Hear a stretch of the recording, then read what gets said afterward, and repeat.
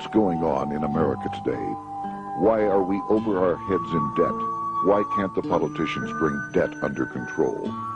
Why are so many people, often both parents now, working at low-paying, dead-end jobs and still making do with less? What's the future of the American economy and way of life? Why does the government tell us inflation is low when the buying power of our paychecks is declining at an alarming rate? Only a generation ago, bread was a quarter, and you could get a new car for $19.95. The problem is that since 1864, we've had a debt-based banking system. All our money is based on government debt. We cannot extinguish government debt without extinguishing our money supply. That's why talk of paying off the national debt without reforming our banking system is an impossibility. That's why the solution does not lie in discussing the size of the national debt, rather it lies in reforming our banking system. This is the Federal Reserve headquarters in Washington. It sits on this very impressive address, right on Constitution Avenue, right across from the Lincoln Memorial. But is it federal? Is it really part of the United States government? Well, what we're about to show you is that there's nothing federal about the Federal Reserve, and there are no reserves. The name is a deception created back before the Federal Reserve Act was passed in 1913 to make Americans think that America's central bank operates in the public interest. The truth is that the Federal Reserve is a private bank owned by private stockholders and run purely for their private profit. That's exactly correct. The Fed is a privately owned for-profit corporation which, again, has no reserves, at least no reserves available to back up the Federal Reserve notes, which is our common currency.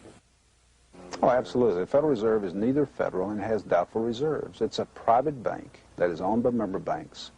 And it was chartered under the guise of deceit by an act of Congress in 1913. If there's still any doubt whether the Federal Reserve is a part of the U.S. government, check your local telephone book. In most cities, it is not listed in the blue government pages. It is listed in the business white pages right next to Federal Express, another private company. But more directly, U.S. courts have ruled time and time again that the Fed is a private corporation. Why can't Congress do something about the Fed? Most members of Congress just don't understand the system, and the few who do are afraid to speak up. For example, initially a veteran congressman from Chicago asked us if he could be interviewed for this video. However, both times our camera crew arrived at his office to do the interview, this was all we were able to film. The congressman never appeared, and eventually decided he no longer wanted to participate. But a few others in Congress have been bolder over the years. Here are 3 quick examples. In 1923, Representative Charles A. Lindbergh, a Republican from Minnesota, and father of the famed aviator Lucky Lindy, put it this way: the financial system has been turned over to the Federal Reserve Board. That board administers the finance system by authority of a purely profiteering group. The system is private, conducted for the sole purpose of obtaining the greatest possible profits from the use of other people's money. One of the most outspoken critics in Congress of the Fed was the former chairman of the House Banking and Currency Committee during the Great Depression years. Louis T. McFadden, Republican of Pennsylvania, said in 1932, "We have in this country one of the most corrupt institutions the world has ever known. I refer to the Federal Reserve Board. This evil institution has impoverished the people of the United States and has practically bankrupted our government. It has done this through the corrupt practices of the moneyed vultures who control it." Senator Barry Goldwater was a frequent critic of the Fed. Most Americans have no real understanding of the operation of the international moneylenders. The accounts of the Federal Reserve System have never been audited. It operates outside the control of Congress and manipulates the credit of the United States. The Federal Reserve really, even though it is not part of the federal government, It is more powerful than the federal government. It's more powerful than the president, the Congress, and the courts. Now, a lot of people challenge me on that, but let me prove my case. The Federal Reserve determines what the average person's car payment is going to be, what their house payment is going to be, and whether they have a job or not. And I submit to you that that's total control. And the Federal Reserve is the largest single creditor of the United States government. What does Proverbs tell us? The borrower is servant to the lender. What one has to understand is that from the day the Constitution was adopted right up to today, the folks who profit from privately owned central banks, as Madison called them, the money changers, have fought a running battle for control over who gets to print America's money. Why is who prints the money so important? Think of money as just another commodity. If you have a monopoly on a commodity that everyone needs, everyone wants, and nobody has enough of, there are lots of ways to make a profit, and also exert tremendous political influence. That's what this battle is all about. Throughout the history of the United States, the money power has gone back and forth between Congress and some sort of privately owned central bank. The Founding Fathers knew the evils of a privately owned central bank. First of all, they had seen how the privately owned British central bank, the Bank of England, had run up the British national debt to such an extent that Parliament had been forced to place unfair taxes on the American colonies. In fact, as we'll see later, Ben Franklin claimed that this was the real cause of the American Revolution. Most of the Founding Fathers realized the potential dangers of banking and feared bankers' accumulation of wealth and power. Jefferson put it this way: I sincerely believe that banking institutions are more dangerous to our liberties than standing armies. The issuing power should be taken from the banks and restored to the people to whom it properly belongs. That succinct statement of Jefferson is, in fact, the solution to all our economic problems today. It bears repeating. The issuing power should be taken from the banks and restored to the people to whom it properly belongs. James Madison, the main author of the Constitution, agreed. Interestingly, he called those behind the central bank scheme money changers. Madison strongly criticized their actions. History records that the money changers have used every form of abuse, intrigue, deceit, and violent means possible to maintain their control over governments by controlling money and its issuance. The battle over who gets to issue our money has been the pivotal issue throughout the history of the United States. Wars are fought over it, depressions are caused to acquire it. Yet after World War I, this battle was rarely mentioned in newspapers or history books. Why? By World War I, the money changers, with their dominant wealth, had seized control of most of the nation's press. Throughout U.S. history, this battle over who gets the power to issue our money has raged. In fact, it's changed hands back and forth 8 times since 1764, yet this fact has virtually vanished from public view for over 3 generations behind a smokescreen emitted by Fed cheerleaders in the media. Until we stop talking about deficits and government spending and start talking about who controls how much money we have, it's all just a big shell game, a complete and utter deception. It won't matter if you pass an ironclad amendment to the Constitution mandating a balanced budget. Our situation is only going to get worse until we root out the cause at its source. What's the solution for our national problem? First of all, education. That's what this video presentation is all about. But secondly, we must act. We must take back the power to issue our own money. Issuing our own money is not a radical solution. I want to stress that. It's the same solution used at different points in U.S. history by men like Benjamin Franklin, Thomas Jefferson, Andrew Jackson, Martin Van Buren, and Abraham Lincoln. So, to sum it up, in 1913, Congress gave an independent central bank deceptively named the Federal Reserve, a monopoly over issuing America's money, and the debt generated by this quasi-private corporation is what is killing the American economy. Though the Federal Reserve is now the most powerful central bank in the world, it was not the first. So where did this idea come from? To really understand the magnitude of the problem, we have to travel back to Europe. Just who are these money changers James Madison spoke of? In the Bible, 2,000 years ago, Jesus drove the money changers from the temple. It was the only time Jesus used force during his ministry. What were money changers doing in the temple? When Jews came to Jerusalem to pay their temple tax, they could only pay it with a special coin, the half shekel of the sanctuary. This was a half ounce of pure silver about this size. It was the only coin around at that time which was pure silver and of assured weight without the image of a pagan emperor. Therefore, to Jews, the half shekel was the only coin acceptable to God. But these coins were not plentiful. The money changers had cornered the market on them. Then they raised the price, just like any other commodity, to whatever the market would bear. In other words, money changers were making exorbitant profits because they held a virtual monopoly on money. The Jews had to pay whatever they demanded. To Jesus, this totally violated the sanctity of God's house.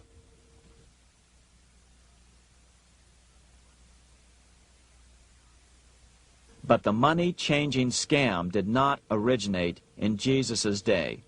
200 years before Christ, Rome was having trouble with money changers. 2 early Roman emperors had tried to diminish the power of the money changers by reforming usury laws and limiting land ownership to 500 acres. They were both assassinated. In 48 BC, Julius Caesar took back the power to coin money from the money changers and minted coins for the benefit of all. With this new, plentiful supply of money, he built great public works projects. By making money plentiful, Caesar won the love of the common man. But the money changers hated him. Some believe this was an important factor in Caesar's assassination. One thing is for sure, with the death of Caesar came the demise of plentiful money in Rome. Taxes increased, as did corruption. Just as in the case of America today, usury and debased coin became the rule. Eventually, the Roman money supply was reduced by 90%. As a result, the common people lost their lands and their homes, just as is about to happen soon in America. With the demise of plentiful money, the masses lost confidence in the Roman government and refused to support it. Rome plunged into the gloom of the Dark Ages.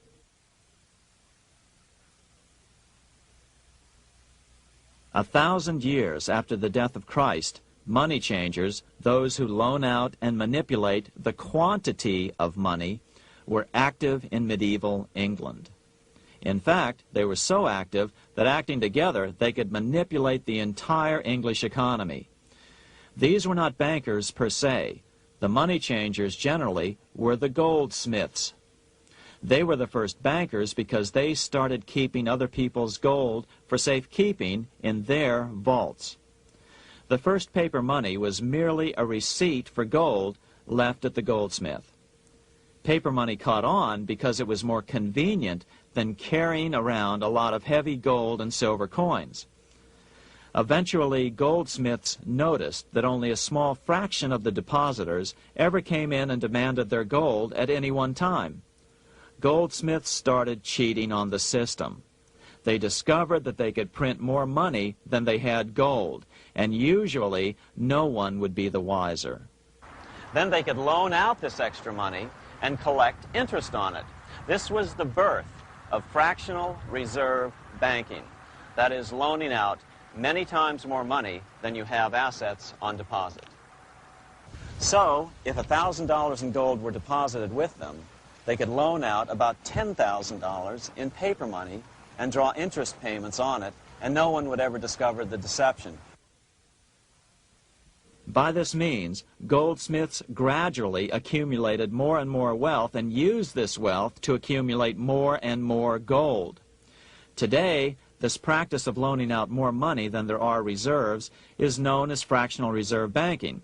Every bank in the United States is allowed to loan out at least 10 times more money than they actually have. That's why they get rich on charging, let's say, 8% interest. It's not really 8% per year, which is their income. It's 80%. That's why bank buildings are always the largest in town. But does that mean that all interest or all banking should be illegal? Hardly. In the Middle Ages, canon law, the law of the Catholic Church, forbade charging interest on loans. This concept followed the teachings of Aristotle and St. Thomas Aquinas. They taught that the purpose of money was to serve the members of society, to facilitate the exchange of goods needed to lead a virtuous life. Interest, in their belief, hindered this purpose by putting an unnecessary burden on the use of money. In other words, interest was contrary to reason and justice. Reflecting church law in the Middle Ages, Europe forbade charging interest on loans and made it a crime called usury. As commerce grew, and therefore opportunities for investment arose in the late Middle Ages, it came to be recognized that to loan money had a cost for the lender, both in risk and in lost opportunity. So some charges were allowed, but not interest per se. But all moralists, no matter what religion, condemn fraud, oppression of the poor, and injustice as clearly immoral.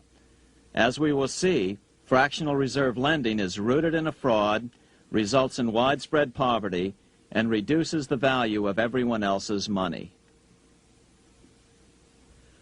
The ancient goldsmiths discovered that extra profits could be made by rowing the economy between easy money and tight money. When they made money easier to borrow, then the amount of money in circulation expanded. Money was plentiful. People took out more loans to expand their businesses. But then the money changers would tighten the money supply. They would make loans more difficult to get. What would happen? Just what happens today. A certain percentage of people could not repay their previous loans and could not take out new loans to repay the old ones. Therefore, they went bankrupt and had to sell their assets to the goldsmiths for pennies on the dollar. The same thing is still going on today. Only today, we call this rowing of the economy up and down the business cycle. Like Julius Caesar, King Henry I of England finally resolved to take the money power away from the goldsmiths about 1100 AD. Henry could have used anything as money, seashells, feathers, or even yak dung, as is often done in remote Tibetan provinces. But he invented one of the most unusual money systems in history. It was called the tally stick system. Here I have one of the few surviving examples of this form of British money, which lasted 726 years until 1826, a tally stick. The tally system was adopted to avoid the monetary manipulation of the goldsmiths. Tally sticks were money fabricated out of sticks of polished wood. Notches were cut along one edge of the stick to indicate the denominations. Then the stick was split lengthwise through the notches so that both pieces still had a record of the notches. The king kept one half to protect against counterfeiting. Then he would spend the other half into the economy and they would circulate as money. This particular tally stick is huge. It represented 25,000 pounds. One of the original stockholders in the Bank of England purchased his original shares with this stick. In other words, he bought shares in the world's richest and most powerful corporation with a stick of wood. It's ironic that after its formation in 1694, the Bank of England attacked the tally stick system because it was money outside the power of the money changers, just as King Henry had wanted it to be. Why do people accept sticks of wood for money? That's a great question. Throughout history, people traded anything they thought had value and used as money.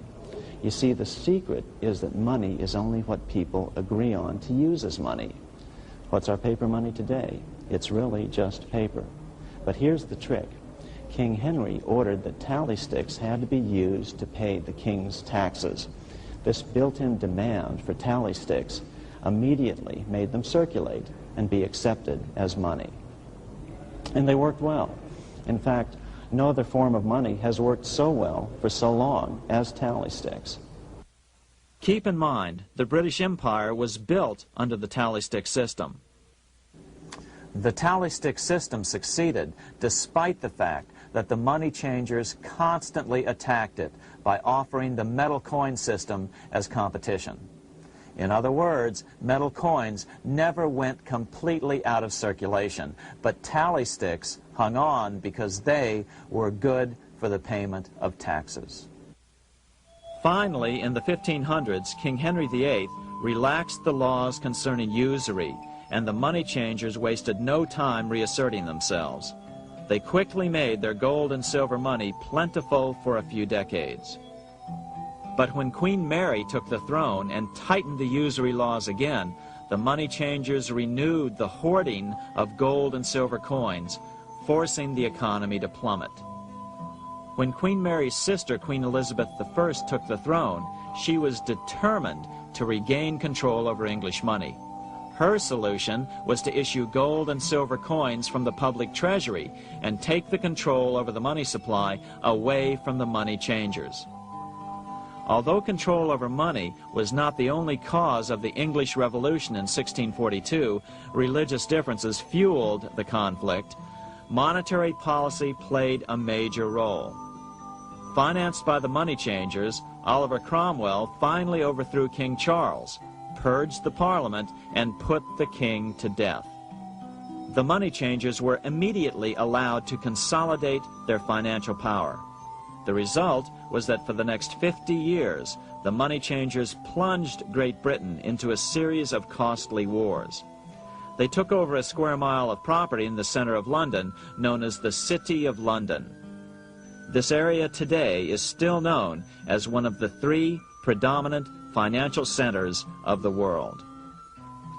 Conflicts with the Stuart kings led the money changers in England to combine with those in the Netherlands to finance the invasion of William of Orange, who overthrew the Stuarts in 1688 and took the English throne.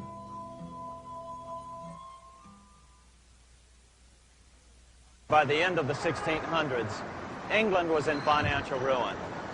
50 years of more or less continuous wars with France and Holland had exhausted her. Frantic government officials met with the money changers to beg for the loans necessary to pursue their political purposes. The price was high. A government-sanctioned, privately owned bank which could issue money created out of nothing. It was to be the modern world's first privately owned central bank, the Bank of England. Although it was deceptively called the Bank of England to make the general population think it was part of the government, it was not. Like any other private corporation, the Bank of England sold shares to get started.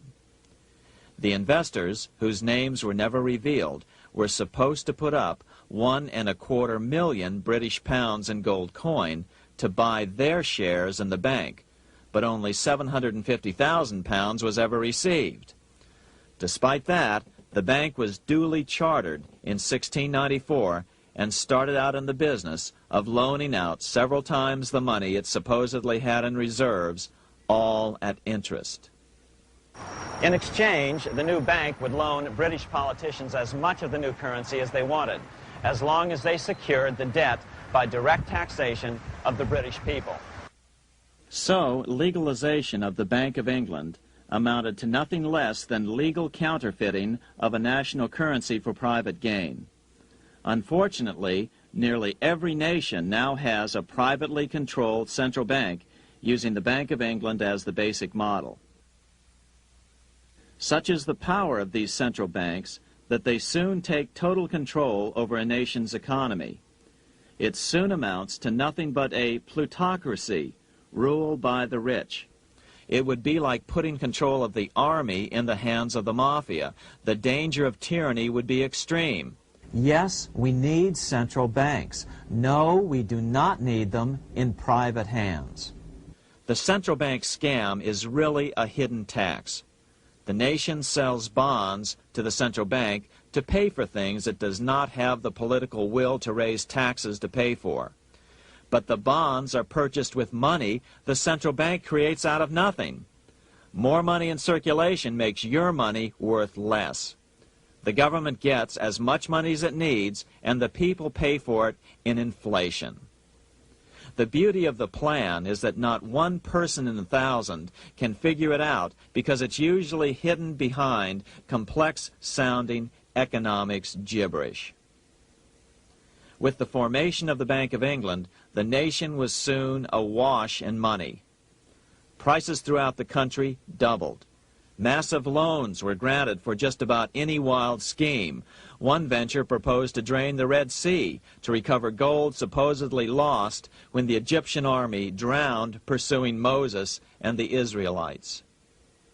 By 1698, government debt grew from the initial £1.25 million to £16 million. Naturally, taxes were increased and then increased again to pay for all of this. With the British money supply firmly in their grip, the British economy began a wild roller coaster series of booms and depressions, exactly the sort of thing a central bank claims it is determined to prevent. There are two things which I think are intrinsic not just to the Bank of England, but to central banking generally.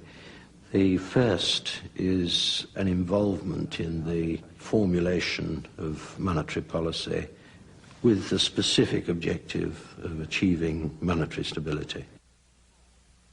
However, since the Bank of England took control, the British pound has rarely been stable. Now let's take a look at the role of the Rothschild family, the family said to be the wealthiest in the world.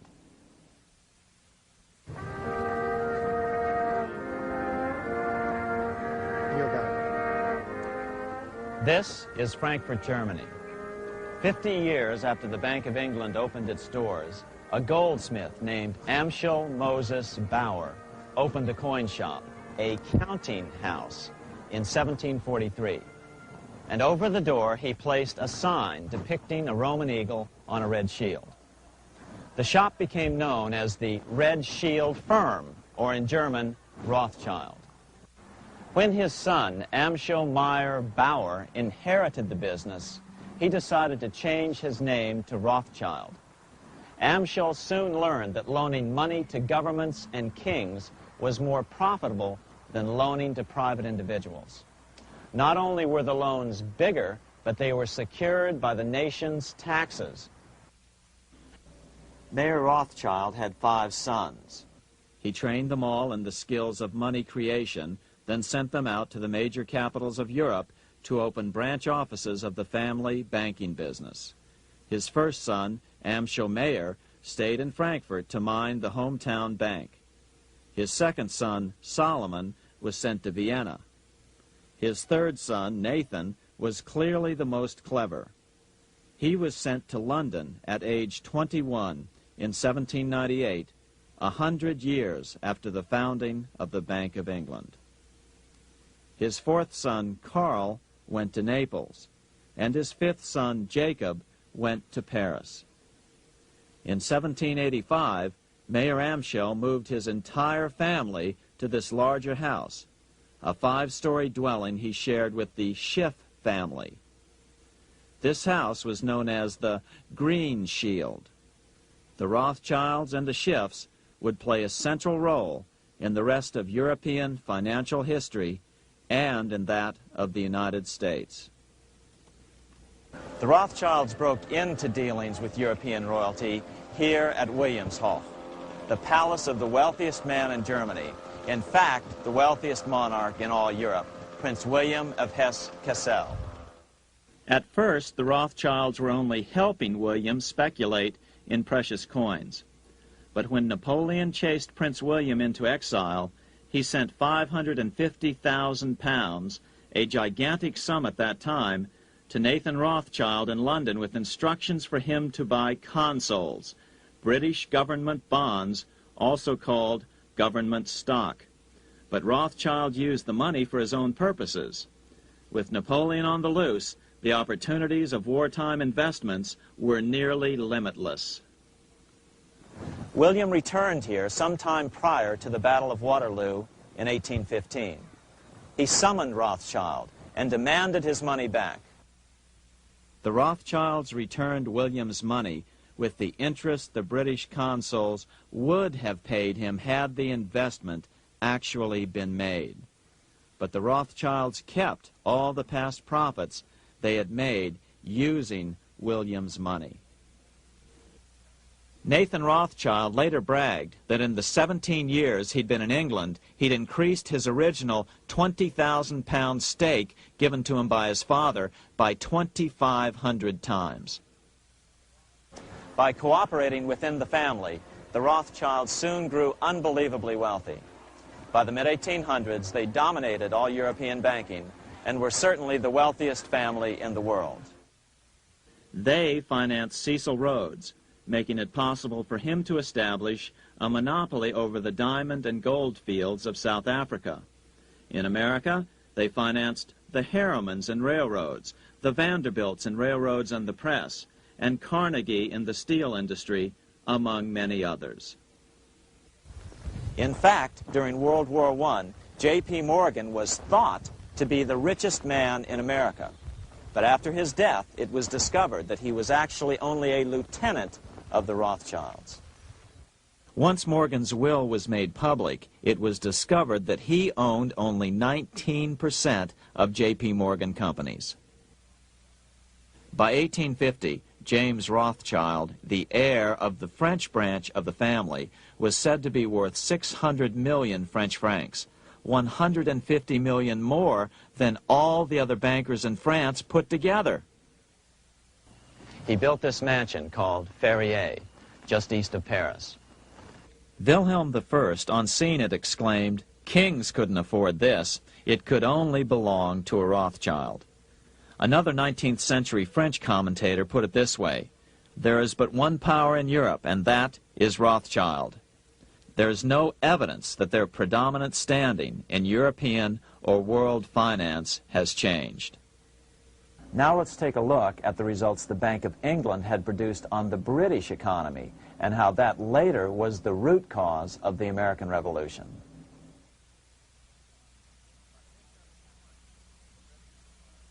By the mid-1700s, the British Empire was nearing its height of power around the world. But Britain had fought 4 costly wars in Europe since the creation of their privately owned central bank, the Bank of England. The cost had been high. To finance these wars, the British Parliament here had borrowed heavily from the bank. By the mid-1700s, the government's debt here in Britain was £140 million, a staggering sum for those days. Consequently, the British government embarked on a program of trying to raise revenues from their American colonies in order to make their interest payments to the bank. But in America, it was a different story. The scourge of a privately owned central bank had not yet hit. This is Independence Hall in Philadelphia, where the Declaration of Independence and Constitution were signed. In the mid-1700s, pre-revolutionary America was still relatively poor. There was a severe shortage of precious metal coins to trade for goods, so the early colonists were forced to experiment with printing their own homegrown paper money. Some of these experiments were successful. Franklin was a big supporter of the colonies printing their own paper money. In 1757, Franklin was sent to London. He ended up staying for the next 18 years here, nearly until the start of the American Revolution. During this period, the American colonies began to issue their own money. Called colonial scrip, the endeavor was very successful. It provided a reliable medium of exchange, and it also helped to provide a feeling of unity between the colonies. Remember, colonial scrip was just paper money, debt-free money, printed in the public interest, and not backed by gold or silver coin. In other words, it was a totally fiat currency. One day, officials of the Bank of England asked Franklin how he would account for the newfound prosperity of the colonies. Without hesitation, he replied, "That is simple. In the colonies, we issue our own money. It is called colonial scrip. We issue it in proper proportion to the demands of trade and industry to make the products pass easily from the producers to the consumers. In this manner, creating for ourselves our own paper money, we control its purchasing power, and we have no interest to pay to no one." This was just common sense to Franklin, but you can imagine the impact it had on the Bank of England.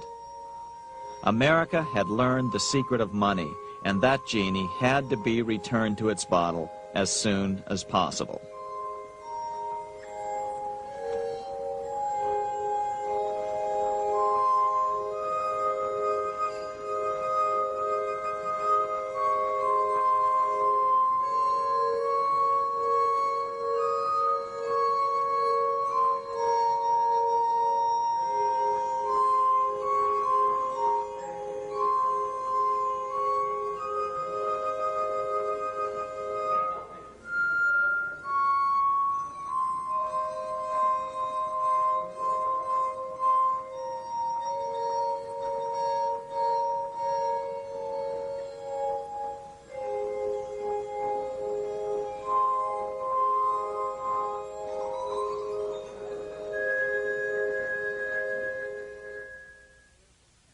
As a result, Parliament hurriedly passed the Currency Act of 1764.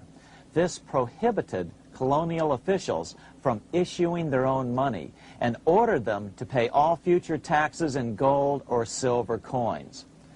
In other words, it forced the colonies on a gold or silver standard.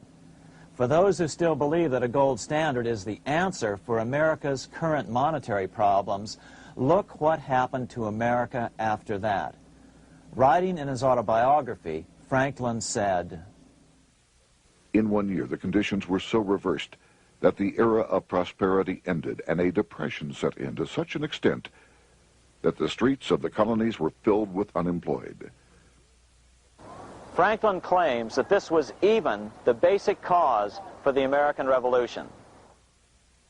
As Franklin put it in his autobiography, The colonies would gladly have borne a little tax on tea and other matters had it not been that England took away from the colonies their money, which created unemployment and dissatisfaction. The inability of the colonists to get the power to issue their own money permanently out of the hands of George III and the international bankers was the prime reason for the Revolutionary War.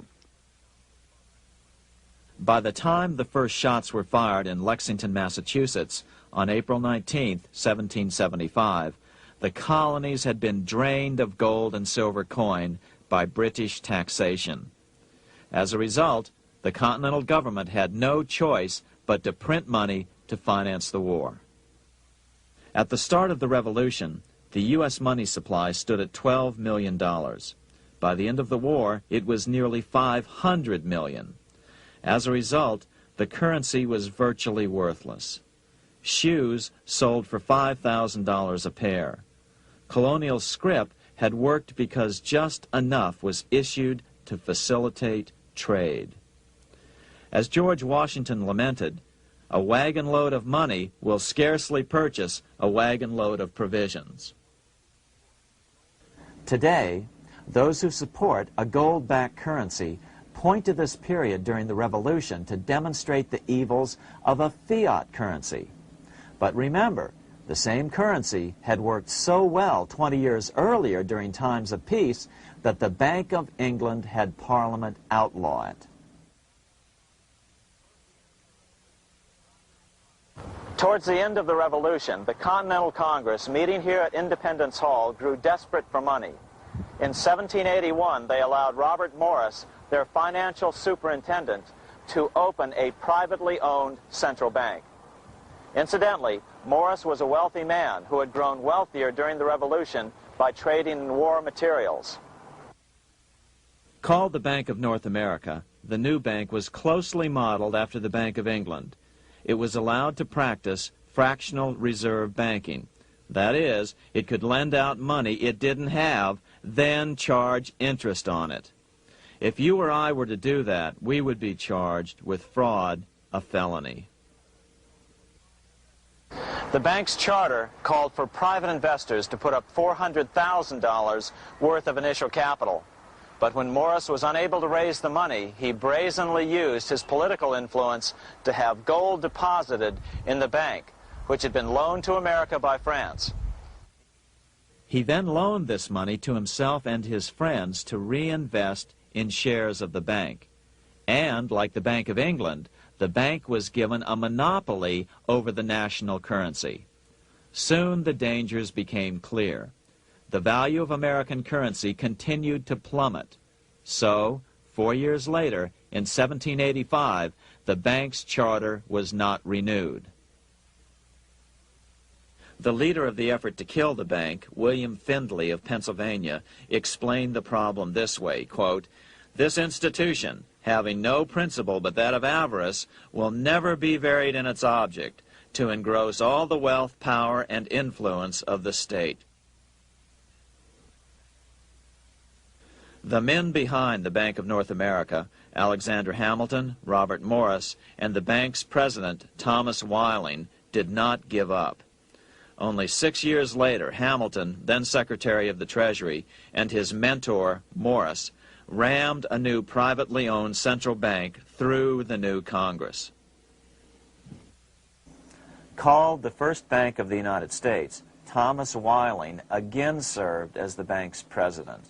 The players were the same, only the name of the bank was changed.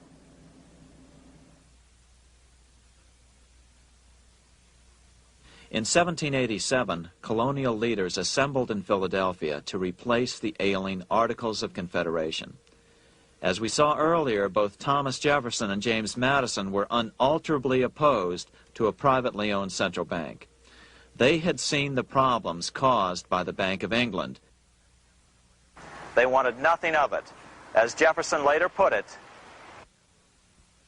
"If the American people ever allow private banks to control the issue of their currency, first by inflation, then by deflation, the banks and the corporations which grow up around them will deprive the people of all property until their children wake up homeless on the continent their fathers conquered." During the debate over the future monetary system, another one of the founding fathers, Gouverneur Morris, castigated the motivations of the owners of the Bank of North America. Gouverneur Morris headed the committee that wrote the final draft of the Constitution. Morris knew the motivations of the bank well. Along with his old boss, Robert Morris, Gouverneur Morris and Alexander Hamilton were the ones who had presented the original plan for the Bank of North America to the Continental Congress in the last year of the Revolution. In a letter he wrote to James Madison on July 2nd, 1787, Gouverneur Morris revealed what was really going on. "The rich will strive to establish their dominion and enslave the rest. They always did. They always will. They will have the same effect here as elsewhere if we do not, by the power of government, keep them in their proper spheres." Despite the defection of Gouverneur Morris from the ranks of the bank, Hamilton, Robert Morris, Thomas Weiling, and their European backers were not about to give up. They convinced the bulk of the delegates to the Constitutional Convention to not give Congress the power to issue paper money. Most of the delegates were still reeling from the wild inflation of the paper currency during the Revolution. They had forgotten how well colonial scrip had worked before the war. But the Bank of England had not. The money changers could not stand to have America printing her own money again. So the Constitution is silent on the matter. This grievous defect left the door wide open for the money changers, just as they had planned.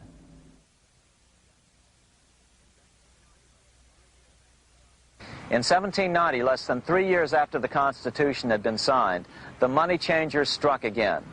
The newly appointed first Secretary of the Treasury, Alexander Hamilton, proposed a bill to the Congress calling for a new, privately owned central bank.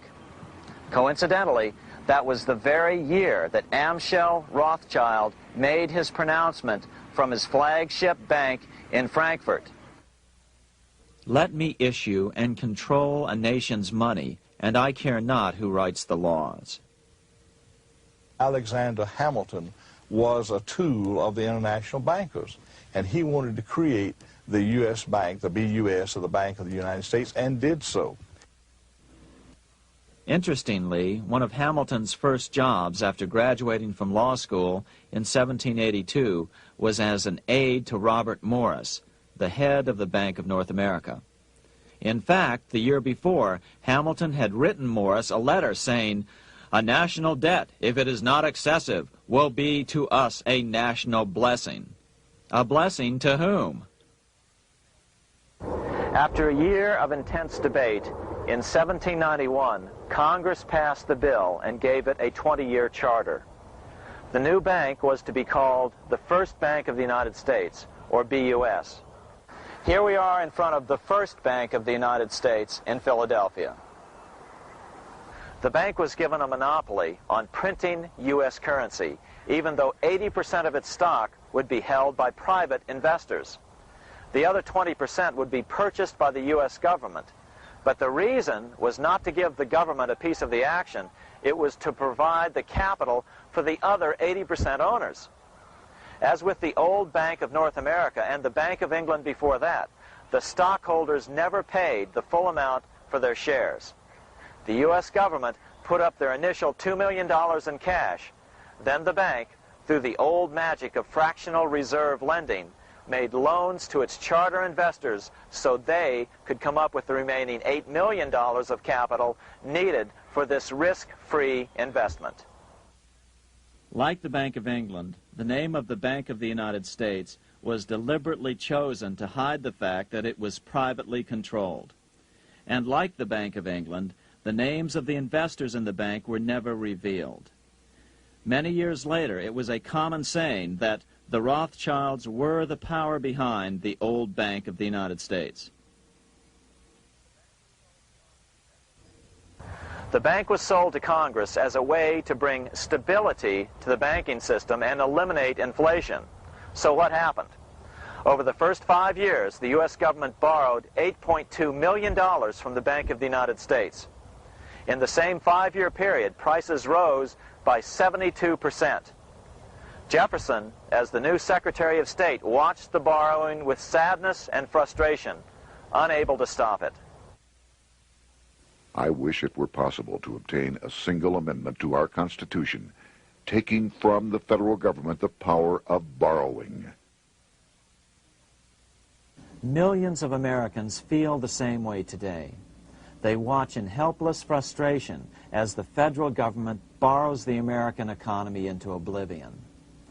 So, although it was called the First Bank of the United States, it was not the first attempt at a privately owned central bank in this country. As with the Bank of North America, the government put up most of the cash to get this private bank going, then the bankers loaned the money to each other to buy the remaining stock in the bank. It was a scam, plain and simple, and they wouldn't be able to get away with it for long. But first, we have to travel back to Europe to see how a single man was able to manipulate the entire British economy by obtaining the first news of Napoleon's final defeat.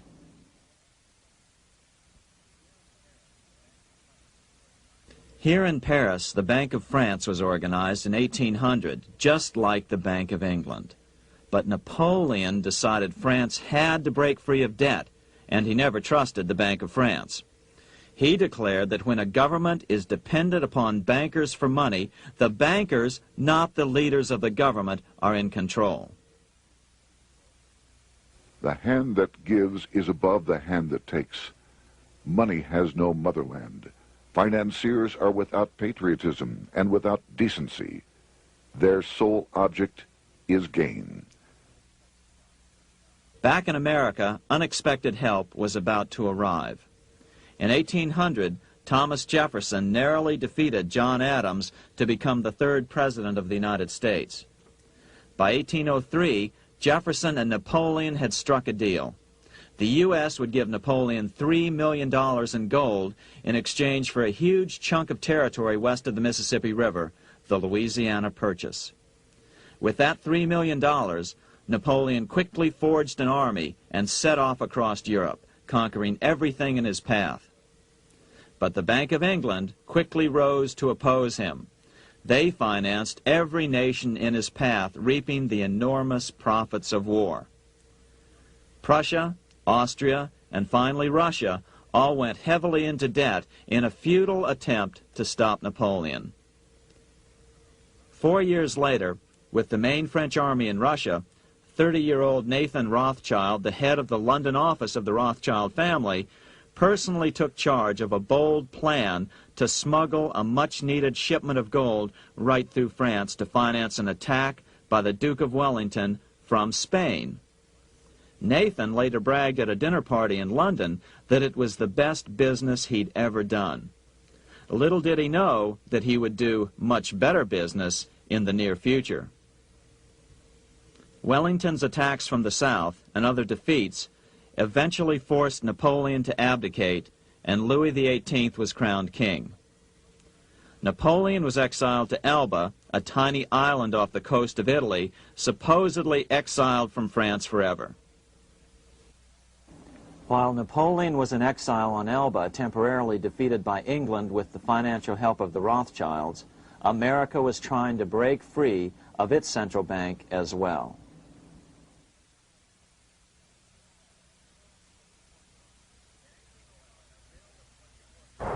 In 1811, a bill was put before Congress to renew the charter of the Bank of the United States. The debate grew very heated, and the legislatures of both Pennsylvania and Virginia passed resolutions asking Congress to kill the bank. The press corps of the day attacked the bank openly, calling it a great swindle, a vulture, a viper, and a cobra. Oh, to have an independent press once again in America. A congressman named P.B. Porter attacked the bank from the floor of Congress, saying if the bank's charter was renewed, Congress, quote, will have planted in the bosom of this Constitution a viper, which one day or another will sting the liberties of this country to the heart, close quote. Prospects didn't look that good for the bank. Some writers have even claimed that Nathan Rothschild warned that the United States would find itself involved in a most disastrous war if the bank's charter were not renewed. But it wasn't enough. When the smoke had cleared, the renewal bill was defeated by a single vote in the House and was deadlocked in the Senate. By now, America's fourth president, James Madison, was in the White House. Remember, Madison was a staunch opponent of the bank. His vice president, George Clinton, broke a tie in the Senate and sent the bank into oblivion. Within 5 months, England attacked the U.S., and the War of 1812 was on. But the British were still busy fighting Napoleon, and so the War of 1812 ended in a draw in 1814. Though the money changers were temporarily down, they were far from out. It would take them only another 2 years to bring back their bank bigger and stronger than ever.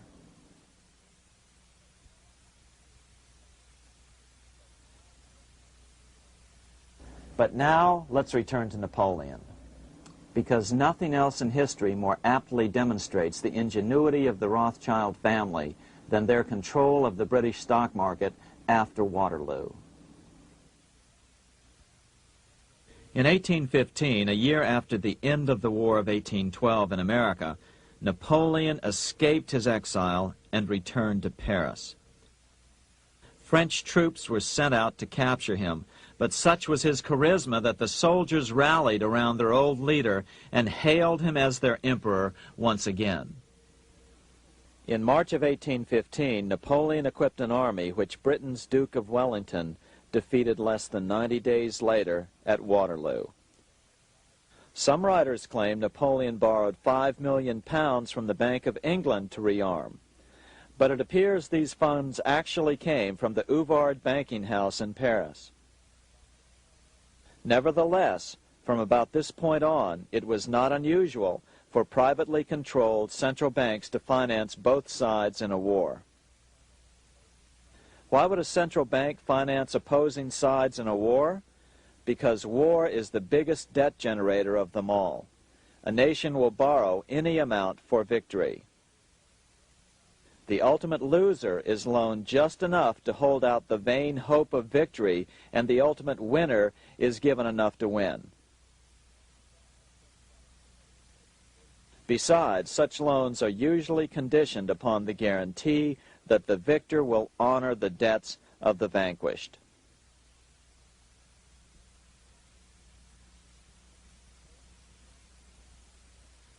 This is the Waterloo battlefield about 200 miles northeast of Paris in what today is Belgium. Here Napoleon suffered his final defeat, but not before thousands of French and Englishmen gave their lives on a steamy summer day in July of 1815. Right over there, on June 18, 1815, 74,000 French troops met 67,000 troops from Britain and other European nations. The outcome was certainly in doubt. In fact, had Napoleon attacked a few hours earlier, he would probably have won the battle. But no matter who won or lost, back in London, Nathan Rothschild planned to use the opportunity to try to seize control over the British stock and bond market and possibly even the Bank of England. Rothschild stationed a trusted agent, a man named Rothworth, on the north side of the battlefield, closer to the English Channel. Once the battle had been decided, Rothworth took off for the Channel. He delivered the news to Nathan Rothschild a full 24 hours before Wellington's own courier. Rothschild hurried to the stock market and took up his usual position in front of an ancient pillar. All eyes were on him. The Rothschilds had a legendary communications network.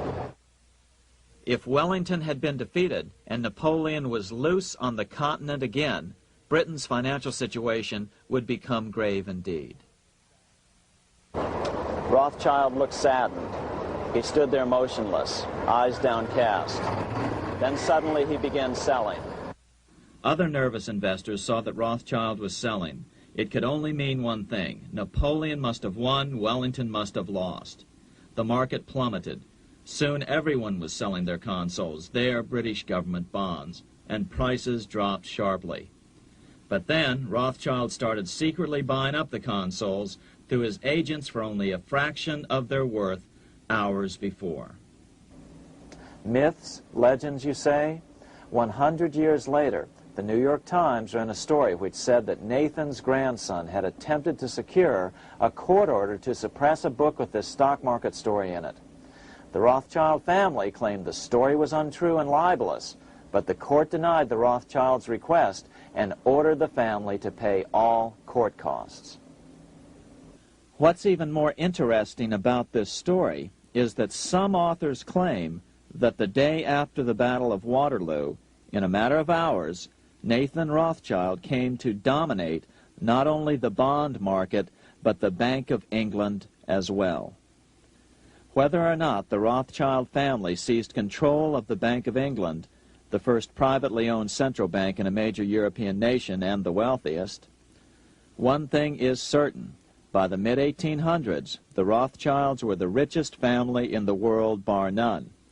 They dominated the new government bond markets and branched into other banks and industrial concerns. In fact, the rest of the 19th century was known as the Age of the Rothschilds. Despite this overwhelming wealth, the family has generally cultivated an aura of invisibility. Although the family controls scores of industrial, commercial, mining, and tourist corporations, only a handful bear the Rothschild name. By the end of the 19th century, one expert estimated that the Rothschild family controlled half the wealth of the world. Whatever the extent of their vast wealth, it is reasonable to assume that their percentage of the world's wealth has increased since then. But since the turn of the century, the Rothschilds have cultivated the notion that their power has somehow waned even as their wealth increases.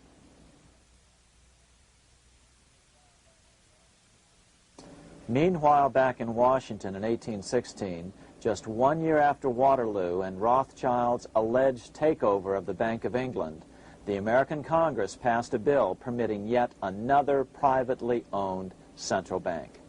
This bank was called the Second Bank of the United States. The new bank's charter was a copy of the previous banks. The U.S. government would own 20% of the shares of the bank. Of course, the federal share was paid by the Treasury up front into the bank's coffers. Then, through the magic of fractional reserve lending, it was transformed into loans to private investors who then bought the remaining 80% of the shares. Just as before, the primary stockholders remained a secret. But it is known that the largest block of shares, about 1/3 of the total, were sold to foreigners. As one observer put it, it is certainly no exaggeration to say that the Second Bank of the United States was rooted as deeply in Britain as it was in America. So, by 1816, some authors claim the Rothschilds had taken control over the Bank of England and backed a new, privately owned central bank in America as well.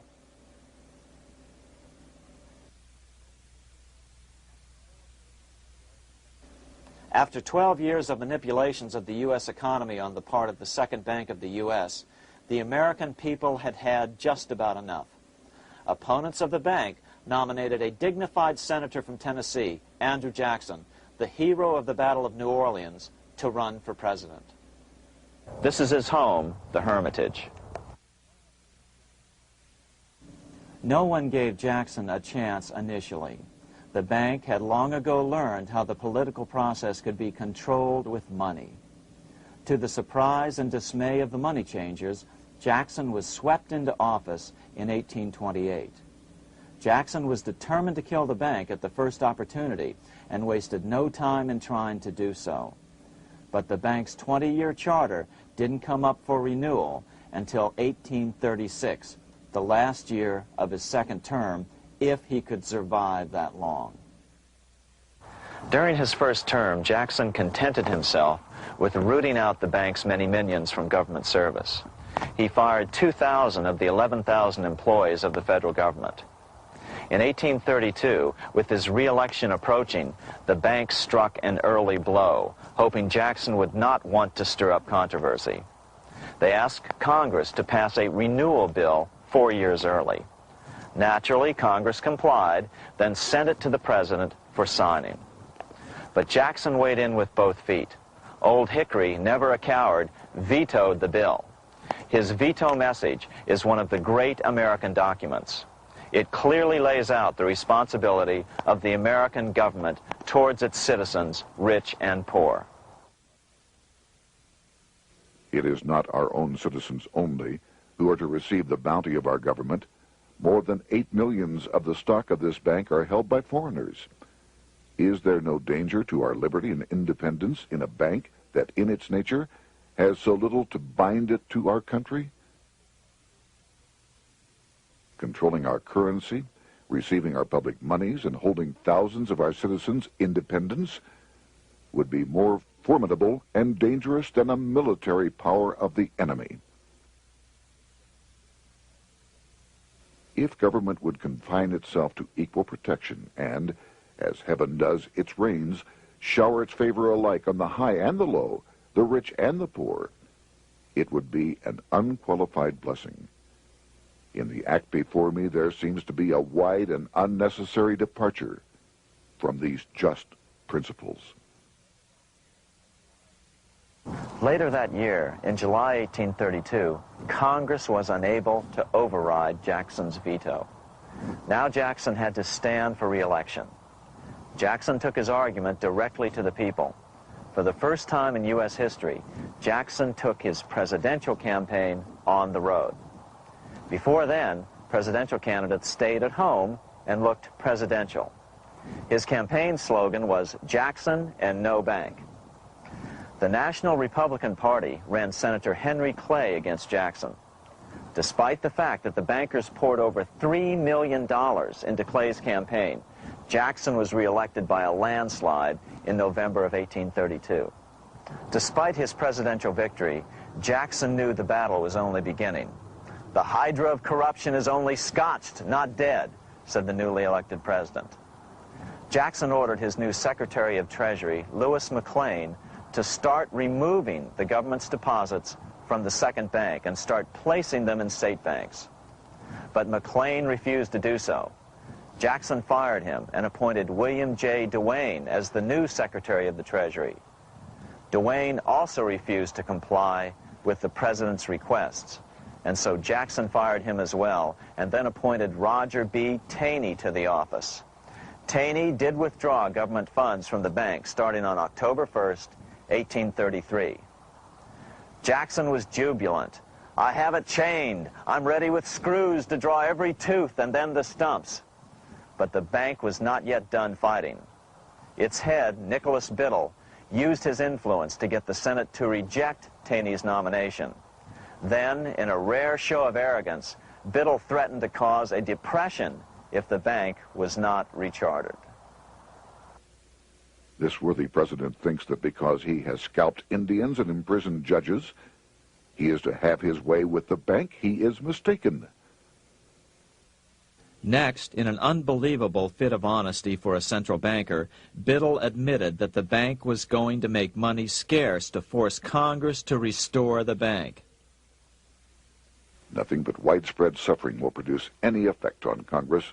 Our only safety is in pursuing a steady course of firm restriction, and I have no doubt that such a course will ultimately lead to restoration of the currency and the recharter of the bank.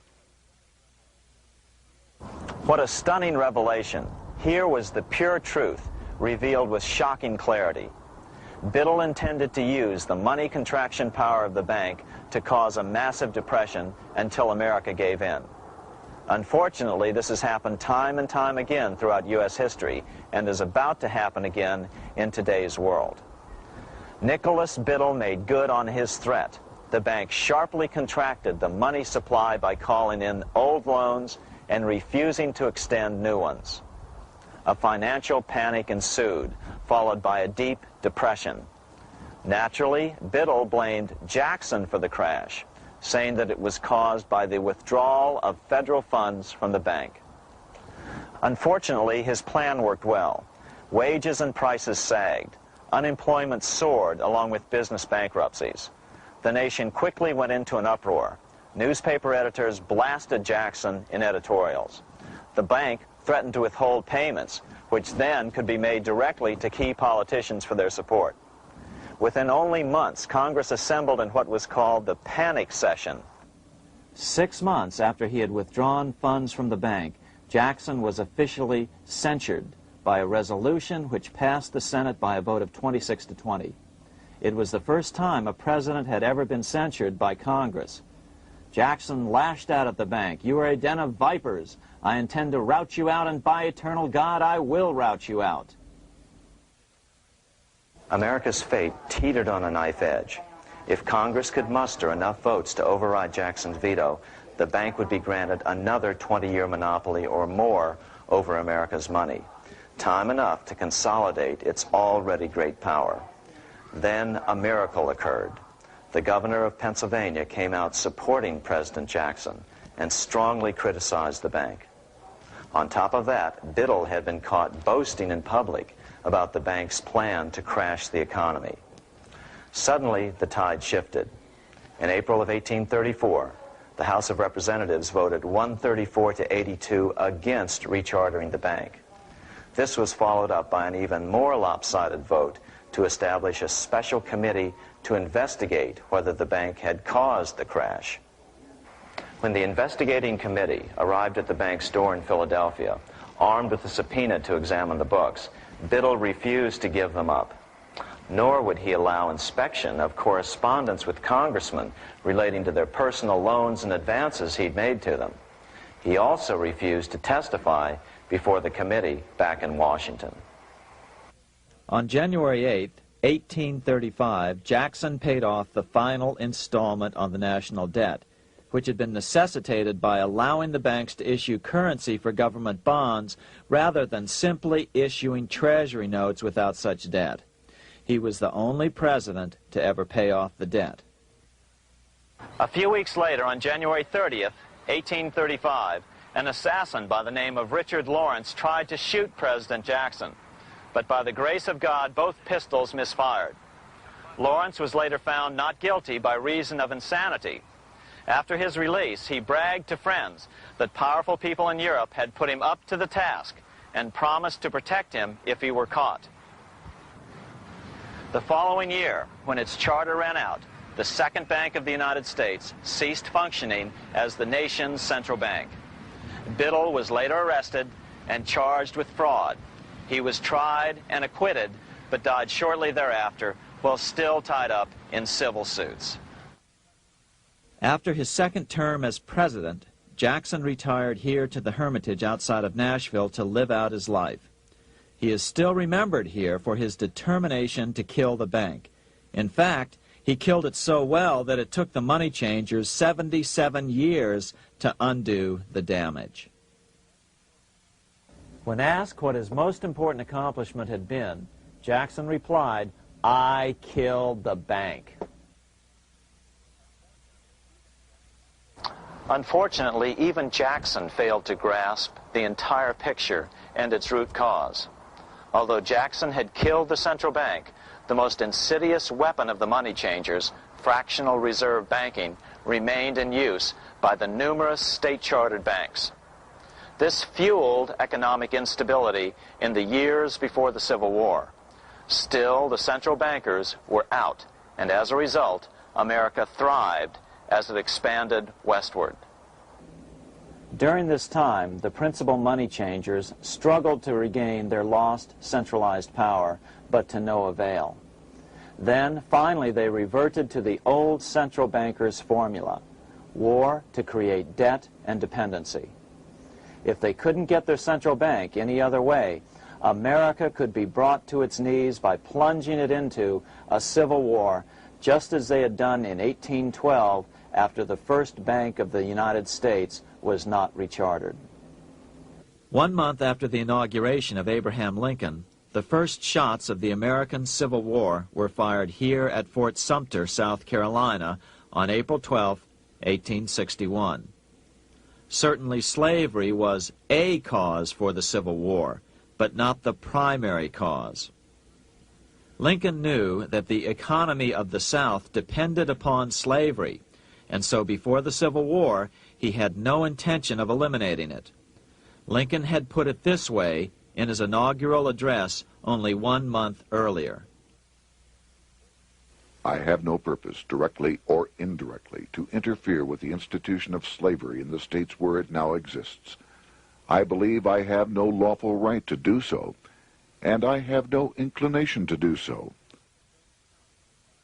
Even after the first shots were fired here at Fort Sumter, Lincoln continued to insist that the Civil War was not about the issue of slavery.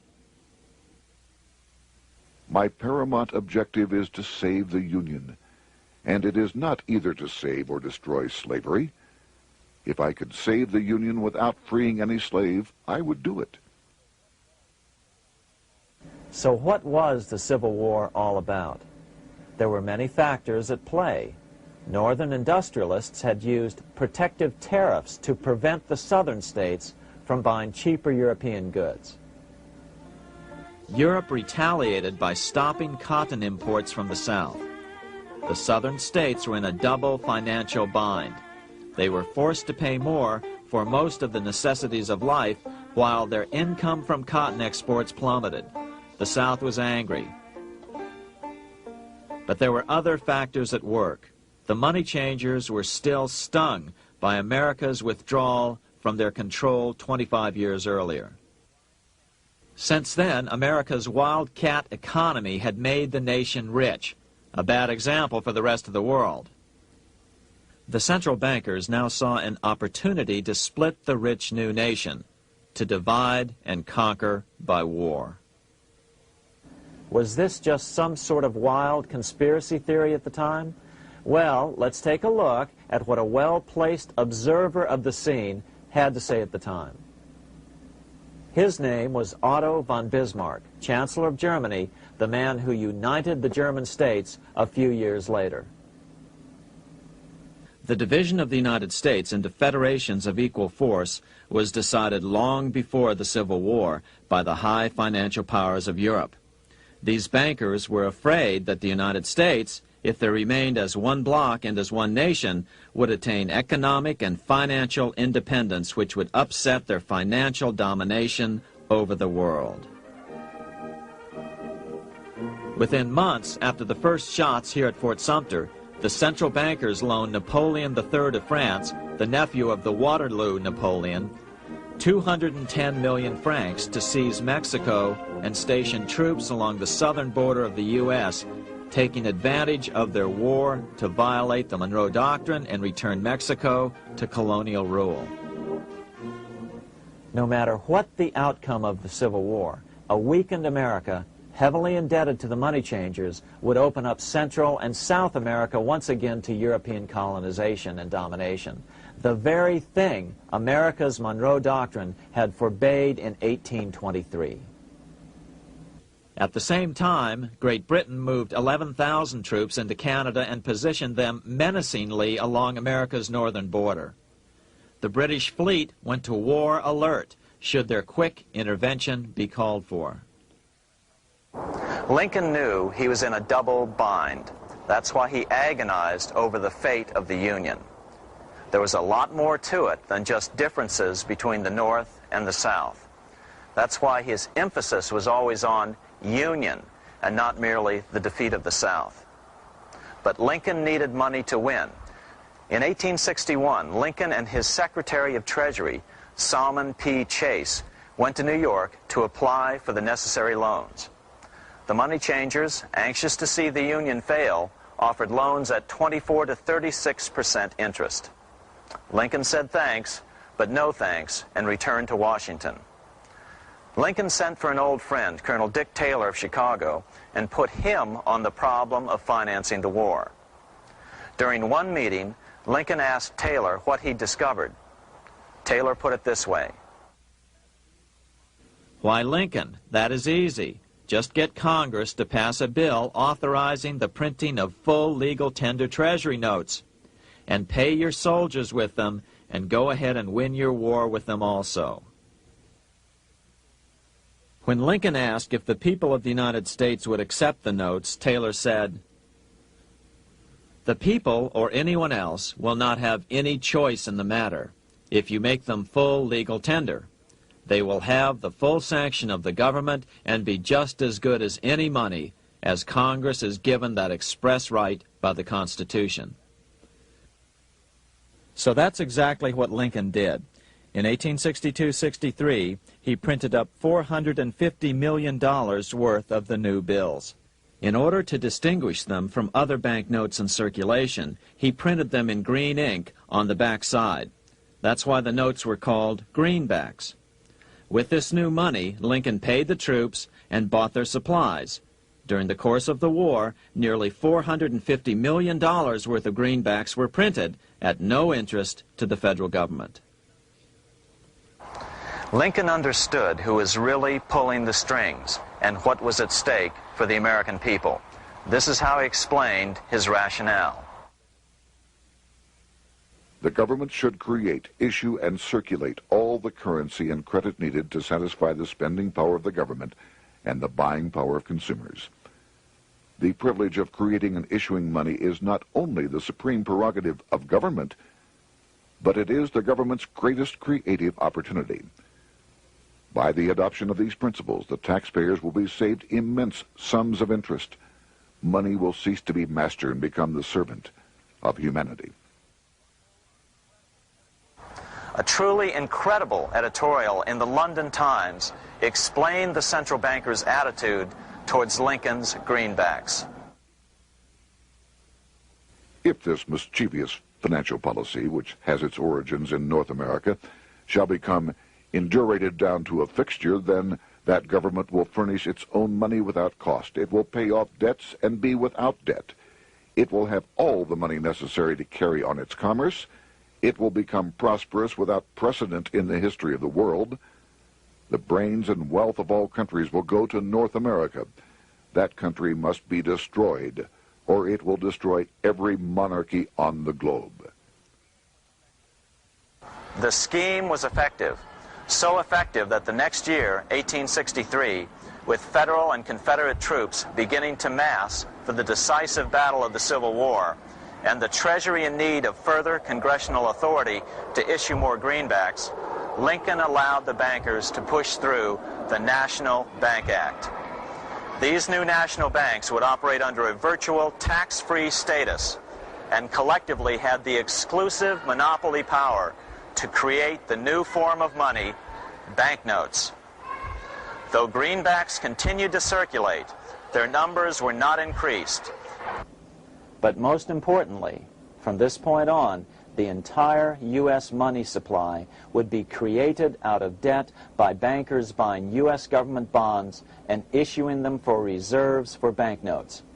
As historian John Kenneth Galbraith explained it, in numerous years following the war, the federal government ran a heavy surplus. It could not, however, pay off its debt, retire its securities, because to do so meant there would be no bonds to back the national banknotes. To pay off the debt was to destroy the money supply. Later in 1863, Lincoln got some unexpected help from Tsar Alexander II of Russia. The Tsar, like Bismarck in Germany, knew what the international money changers were up to and had steadfastly refused to let them set up a central bank in Russia. If America survived and was able to remain out of their clutches, the Tsar's position would remain secure. If the bankers were successful at dividing America and giving the pieces back to Great Britain and France, both nations under control of their central banks, eventually they would threaten Russia again.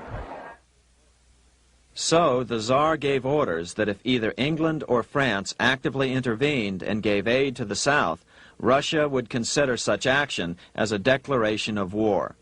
He did the same with part of his Pacific Fleet and sent them to port in San Francisco. Lincoln was reelected the next year, 1864. Had he lived, he would surely have killed the national bank's money monopoly extracted from him during the war.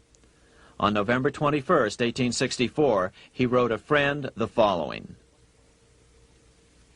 The money power preys upon the nation in times of peace and conspires against it in times of adversity. It is more despotic than monarchy, more insolent than autocracy, more selfish than bureaucracy. Shortly before Lincoln was murdered, his former Secretary of Treasury, Salmon P. Chase, bemoaned his role in helping secure the passage of the National Banking Act only 1 year earlier. My agency in promoting the passage of the National Banking Act was the greatest financial mistake in my life. It has built up a monopoly which affects every interest in the country. On April 14, 1865, 41 days after his second inauguration and just 5 days after Lee surrendered to Grant at Appomattox, Lincoln was shot by John Wilkes Booth at Ford's Theater. Bismarck, Chancellor of Germany, lamented the death of Abraham Lincoln. The death of Lincoln was a disaster for Christendom. There was no man in the United States great enough to wear his boots. I fear that foreign bankers, with their craftiness and tortuous tricks, will entirely corrupt the exuberant riches of America and use it systematically to corrupt modern civilization. They will not hesitate to plunge the whole of Christendom into wars and chaos in order that the earth should become their inheritance. Bismarck well understood the money changers' plan. Allegations that international bankers were responsible for Lincoln's assassination surfaced in Canada 70 years later in 1934. Gerald G. McGeer, a popular and well-respected Canadian attorney, revealed this stunning charge in a 5-hour speech before the Canadian House of Commons, blasting Canada's debt-based money system. Remember, it was 1934, the height of the Great Depression, which was ravaging Canada as well. McGeer had obtained evidence deleted from the public record, provided to him by Secret Service agents at the trial of John Wilkes Booth, after Booth's death. McGeer said it showed that Booth was a mercenary working for the international bankers. According to an article in the Vancouver Sun of May 2nd, 1934, Abraham Lincoln, the martyred emancipator of the slaves, was assassinated through the machinations of a group representative of the international bankers who feared the United States president's national credit ambitions. There was only one group in the world at that time who had any reason to desire the death of Lincoln. They were the men opposed to his national currency program and who had fought him throughout the whole Civil War on his policy of greenback currency. Interestingly, McGeer claimed that Lincoln was assassinated not only because international bankers wanted to reestablish a central bank in America, but because they also wanted to base America's currency on gold. Gold they controlled. In other words, put America on a gold standard.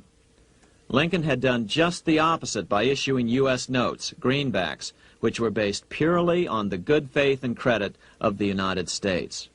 The article quoted McGeer as saying, "They were the men interested in the establishment of the gold standard and the right of the bankers to manage the currency and credit of every nation in the world. With Lincoln out of the way, they were able to proceed with that plan and did proceed with it in the United States. Within 8 years after Lincoln's assassination, silver was demonetized and the gold standard money system set up in the United States." Not since Lincoln has the U.S. issued debt-free United States notes. These red-sealed bills, which were issued in 1963, were not a new issue from President Kennedy, but merely the old greenbacks reissued year after year. In another act of folly and ignorance, the 1994 Regal Act actually authorized the replacement of Lincoln's greenbacks with debt-based notes. In other words, greenbacks were in circulation in the United States until 1994. Why was silver bad for the bankers and gold good? Simple. Because silver was plentiful in the United States. It was very hard to control. Gold was, and always has been, scarce. Throughout history, it has been relatively easy to monopolize gold, but silver has historically been 15 times more plentiful. With Lincoln out of the way, the money changers' next objective was to gain complete control over America's money. This was no easy task. With the opening of the American West, silver had been discovered in huge quantities. On top of that, Lincoln's greenbacks were generally popular. Despite the European central bankers' deliberate attacks on greenbacks, they continued to circulate in the United States, in fact, until a few years ago. According to historian W. Cleon Skousen, right after the Civil War, there was considerable talk about reviving Lincoln's brief experiment with the constitutional monetary system. Had not the European Money Trust intervened, it would have no doubt become an established institution. it is clear that the concept of America printing her own debt-free money sent shockwaves throughout the European central banking elite. They watched with horror as Americans clamored for more greenbacks. They may have killed Lincoln, but support for his monetary ideas grew. On April 12, 1866, nearly 1 year to the day of Lincoln's assassination, Congress went to work at the bidding of the European central banking interests. It passed the Contraction Act, authorizing the Secretary of the Treasury to begin to retire some of the greenbacks in circulation and thereby contract the money supply. Authors Theodore R. Thorin and Richard F. Warner explained the results of the money contraction in their classic book on the subject, The Truth in Money Book. The hard times which occurred after the Civil War could have been avoided if the greenback legislation had continued as President Lincoln had intended. Instead, there were a series of money panics, what we call recessions, which put pressure on Congress to enact legislation to place the banking system under centralized control. Eventually, the Federal Reserve Act was passed on December 23, 1913.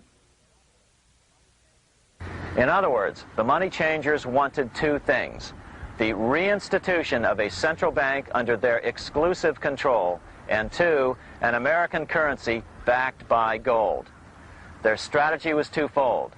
First of all, cause a series of panics to try to convince the American people that only centralized control of the money supply could provide economic stability. And secondly, remove so much money from the system that most Americans would be so desperately poor that they either wouldn't care or would be too weak to oppose the bankers. In 1866, there was $1.8 billion in currency in circulation in the United States, about $50.46 per capita. In 1867 alone, $500 million, $500 million, was removed from the U.S. money supply. 10 years later, in 1876, America's money supply was reduced to only $600 million. In other words, 2/3 of America's money had been called in by the bankers. Only $14.60 per capita remained in circulation. 10 years later, the money supply had been reduced to only $400 million, even though the population had boomed. The result was that only $6.67 per capita remained in circulation, a 760% loss in buying power over 20 years. Today, economists try to sell the idea that recessions and depressions are a natural part of something they call the business cycle.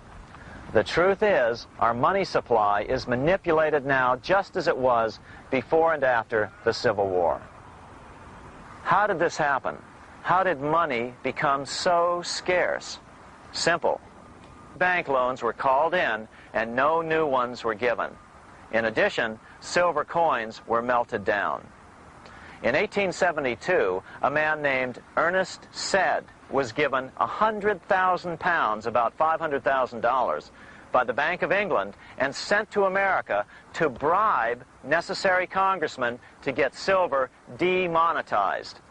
He was told that if that was not sufficient, to draw an additional 100,000 pounds or as much more as was necessary. The next year, Congress passed the Coinage Act of 1873, and the minting of silver dollars abruptly stopped. In fact, Representative Samuel Hooper, who introduced the bill in the House, acknowledged that Mr. Sed actually drafted the legislation. But it gets even worse than that. In 1874, Sed himself admitted who was behind the scheme. I went to America in the winter of 1872-73, authorized to secure, if I could, the passage of a bill demonetizing silver. It was in the interest of those I represented, the governors of the Bank of England, to have it done. By 1873, gold coins were the only form of coin money. But the contest over control of America's money was not yet over. Only 3 years later, in 1876, with 1/3 of America's workforce unemployed, the population was growing restless. People were clamoring for a return to the greenback money system of President Lincoln, or a return to silver money, anything that would make money more plentiful. That year, Congress created the United States Silver Commission to study the problem. Their report clearly blamed the monetary contraction on the national bankers. The report is interesting because it compares the deliberate money contraction by the national bankers after the Civil War to the fall of the Roman Empire. The disaster of the Dark Ages was caused by decreasing money and falling prices. Without money, civilization could not have had a beginning, and with a diminishing supply, it must languish and unless relieved, finally perish. At the Christian era, the metallic money of the Roman Empire amounted to $1,800,000,000. By the end of the 15th century, it had shrunk to less than $200 million. History records no other such disastrous transition as that from the Roman Empire to the Dark Ages.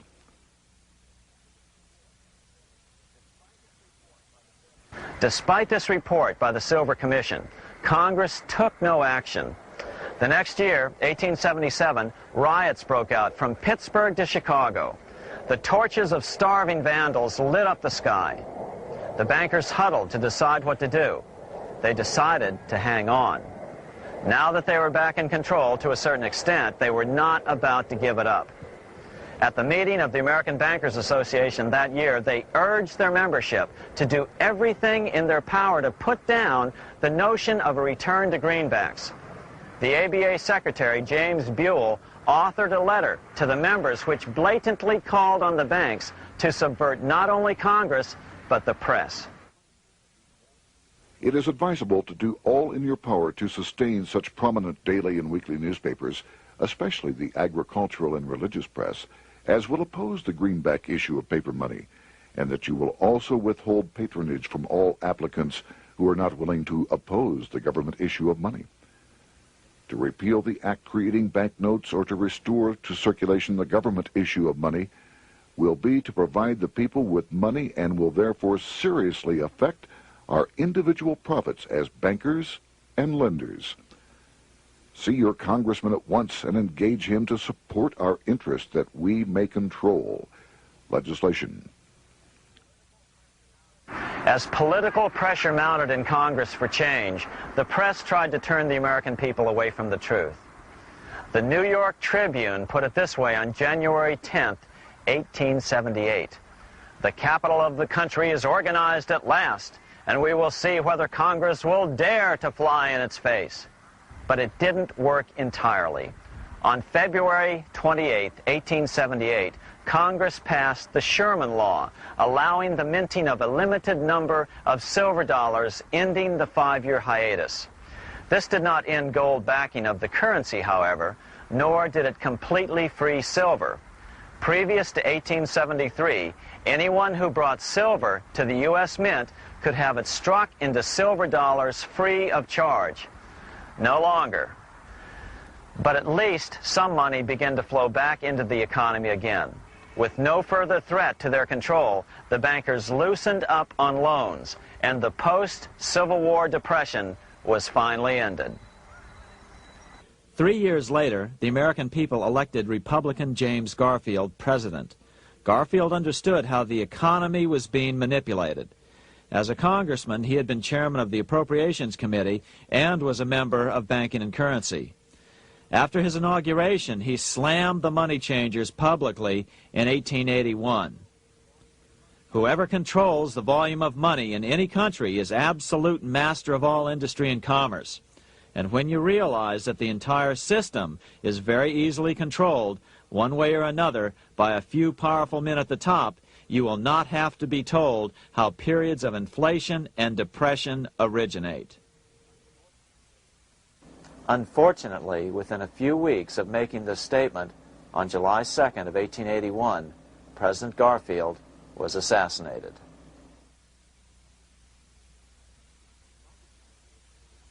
The money changers were gathering strength fast.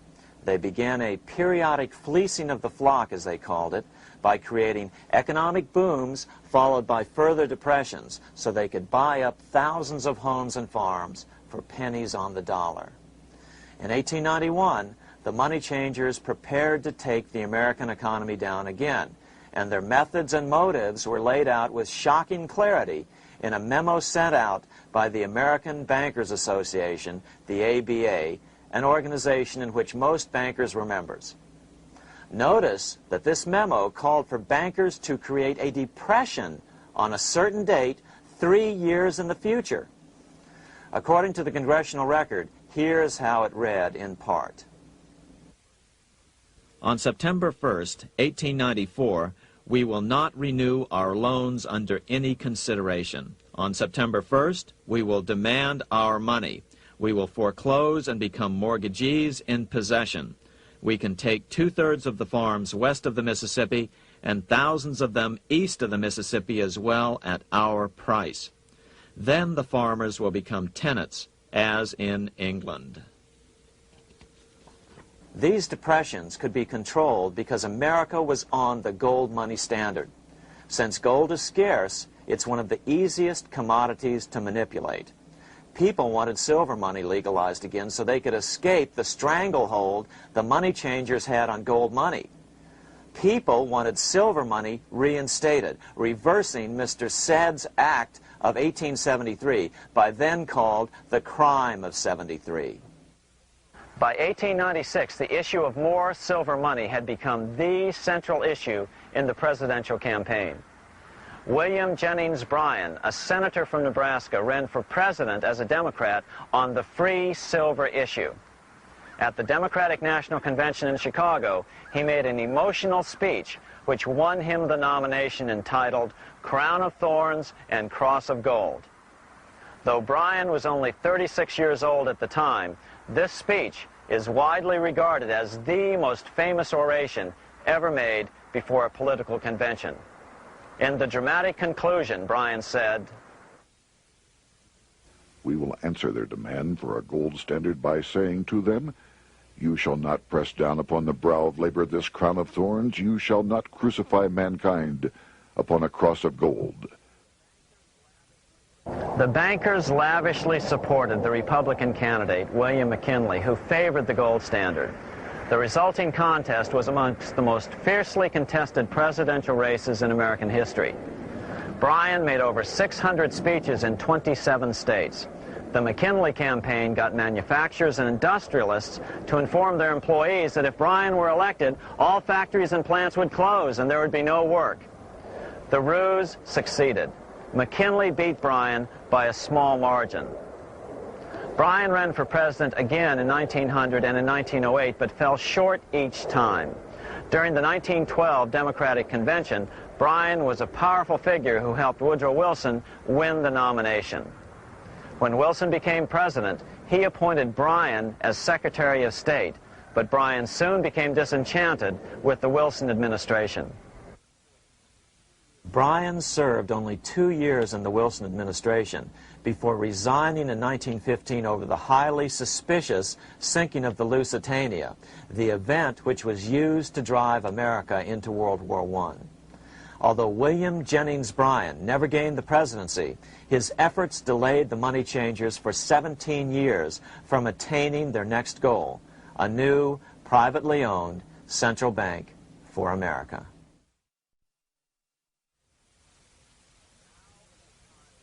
Now it was time for the money changers to get back to the business of a new private central bank for America. During the early 1900s, men like J.P. Morgan led the charge. One final panic would be necessary to focus the nation's attention on the supposed need for a central bank. The rationale was that only a central bank can prevent bank failures. Morgan was clearly the most powerful banker in America and a suspected agent for the Rothschilds.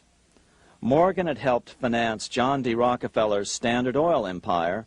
He had also helped finance the monopolies of Edward Harriman in railroads, of Andrew Carnegie in steel, and of others in numerous industries.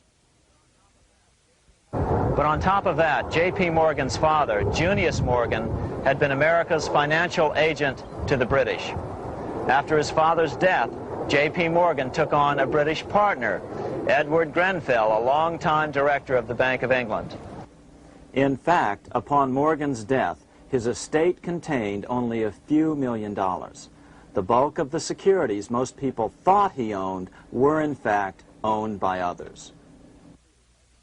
In 1902, President Theodore Roosevelt allegedly went after Morgan and his friends by using the Sherman Antitrust Act to try to break up their industrial monopolies. Actually, Roosevelt did very little to interfere in the growing monopolization of American industry by the bankers and their surrogates. For example, Roosevelt supposedly broke up the Standard Oil monopoly, but it wasn't really broken at all. it was merely divided into 7 corporations, all still controlled by the Rockefellers. The public was aware of this thanks to political cartoonists like Thomas Nast, who referred to the bankers as the money trust. By 1907, the year after Teddy Roosevelt's re-election, Morgan decided it was time to try for a central bank again. Using their combined financial muscle, Morgan and his friends were secretly able to crash the stock market. Thousands of small banks were vastly overextended. Some had reserves of less than 1% thanks to the fractional reserve principle. Within days, bank runs were commonplace across the nation. Now Morgan stepped into the public arena and offered to prop up the faltering American economy by supporting failing banks with money he manufactured out of nothing. It was an outrageous proposal, far worse than even fractional reserve banking, but Congress let him do it. Morgan manufactured $200 million worth of this completely reserveless private money and bought things with it, paid for services with it, and sent some of it to his branch banks to lend out at interest. His plan worked. Soon, the public regained confidence in money in general and quit hoarding their currency. But as a result, banking power was further consolidated into the hands of a few large banks. By 1908, the panic was over, and Morgan was hailed as a hero by the president of Princeton University, a man by the name of Woodrow Wilson. All this trouble could be averted if we appointed a committee of 6 or 7 public-spirited men like J.P. Morgan to handle the affairs of our country. Economics textbooks would later explain that the creation of the Federal Reserve System was the direct result of the Panic of 1907. Quote, "With its alarming epidemic of bank failures, the country was fed up once and for all with the anarchy of unstable private banking," close quote. But Minnesota Congressman Charles A. Lindbergh Sr., the father of the famous aviator Lucky Lindy, later explained that the Panic of 1907 was really just a scam. Those not favorable to the money trust could be squeezed out of business and the people frightened into demanding changes in the banking and currency laws which the money trust would frame. So, since the passage of the National Bank Act of 1863, the money changers had been able to create a series of booms and busts. The purpose was not only to fleece the American public of their property, but to later claim that the banking system was basically so unstable that it had to be consolidated into a central bank once again.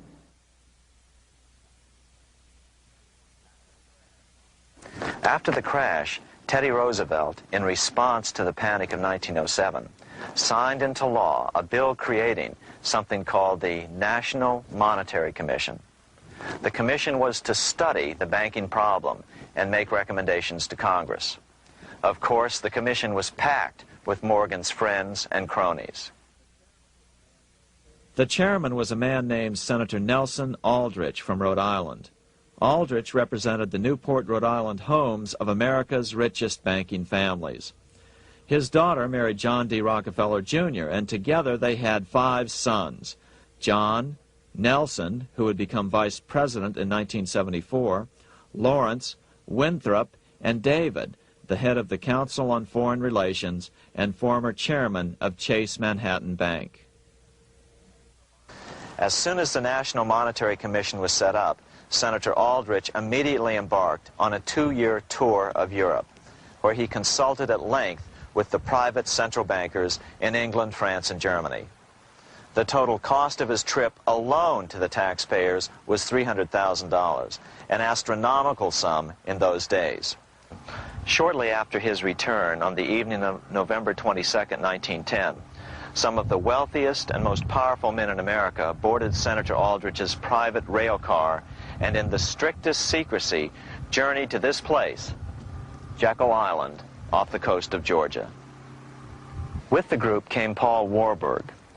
Warburg had been given a $500,000 per year salary to lobby for the passage of a privately owned central bank in America by the investment firm Kuhn, Loeb and Company.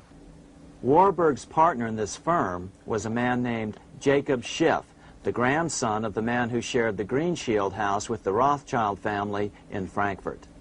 Schiff, as we'll find out later, was in the process of spending $20 million to finance the overthrow of the Tsar in Russia.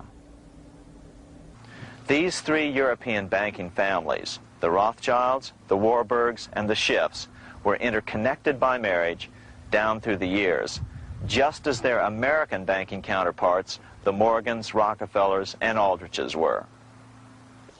Secrecy was so tight that all 7 primary participants were cautioned to use only first names to prevent servants from learning their identities.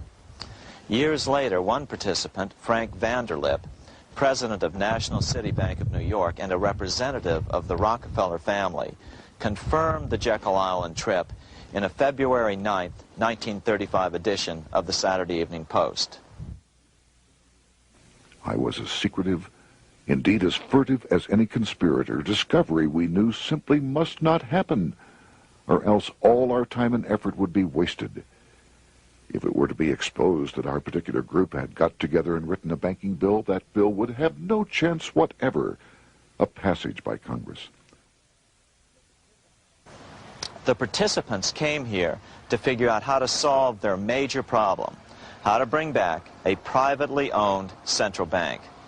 But there were other problems that needed to be addressed as well. First of all, the market share of the big national banks was shrinking fast. In the first 10 years of the century, the number of U.S. banks had more than doubled to over 20,000. By 1913, only 29% of all banks were national banks, and they held only 57% of all deposits. As Senator Aldrich later admitted in a magazine article, before passage of this act, the New York bankers could only dominate the reserves of New York. Now, we are able to dominate the bank reserves of the entire country. Therefore, something had to be done to bring these new banks under their control. As John D. Rockefeller put it, quote, "Competition is sin," close quote. Secondly, the nation's economy was so strong that corporations were starting to finance their expansions out of profits instead of taking out huge loans from large banks. In the first 10 years of the new century, 70% of corporate funding came from profits. In other words, American industry was becoming independent of the money changers, and that trend had to be stopped.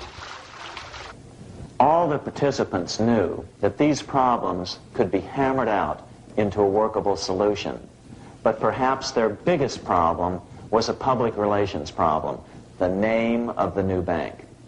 That discussion took place right here in this room, one of the many conference rooms in this sprawling hotel, today known as the Jekyll Island Club Hotel.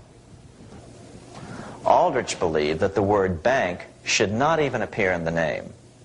Warburg wanted to call the legislation the National Reserve Bill or the Federal Reserve Bill. The idea here was to give the impression that the purpose of the new central bank was to stop bank runs, but also to conceal its monopoly character. However, it was Aldrich, the egotistical politician, who insisted it be called the Aldrich Bill. After 9 days at Jekyll Island, the group dispersed.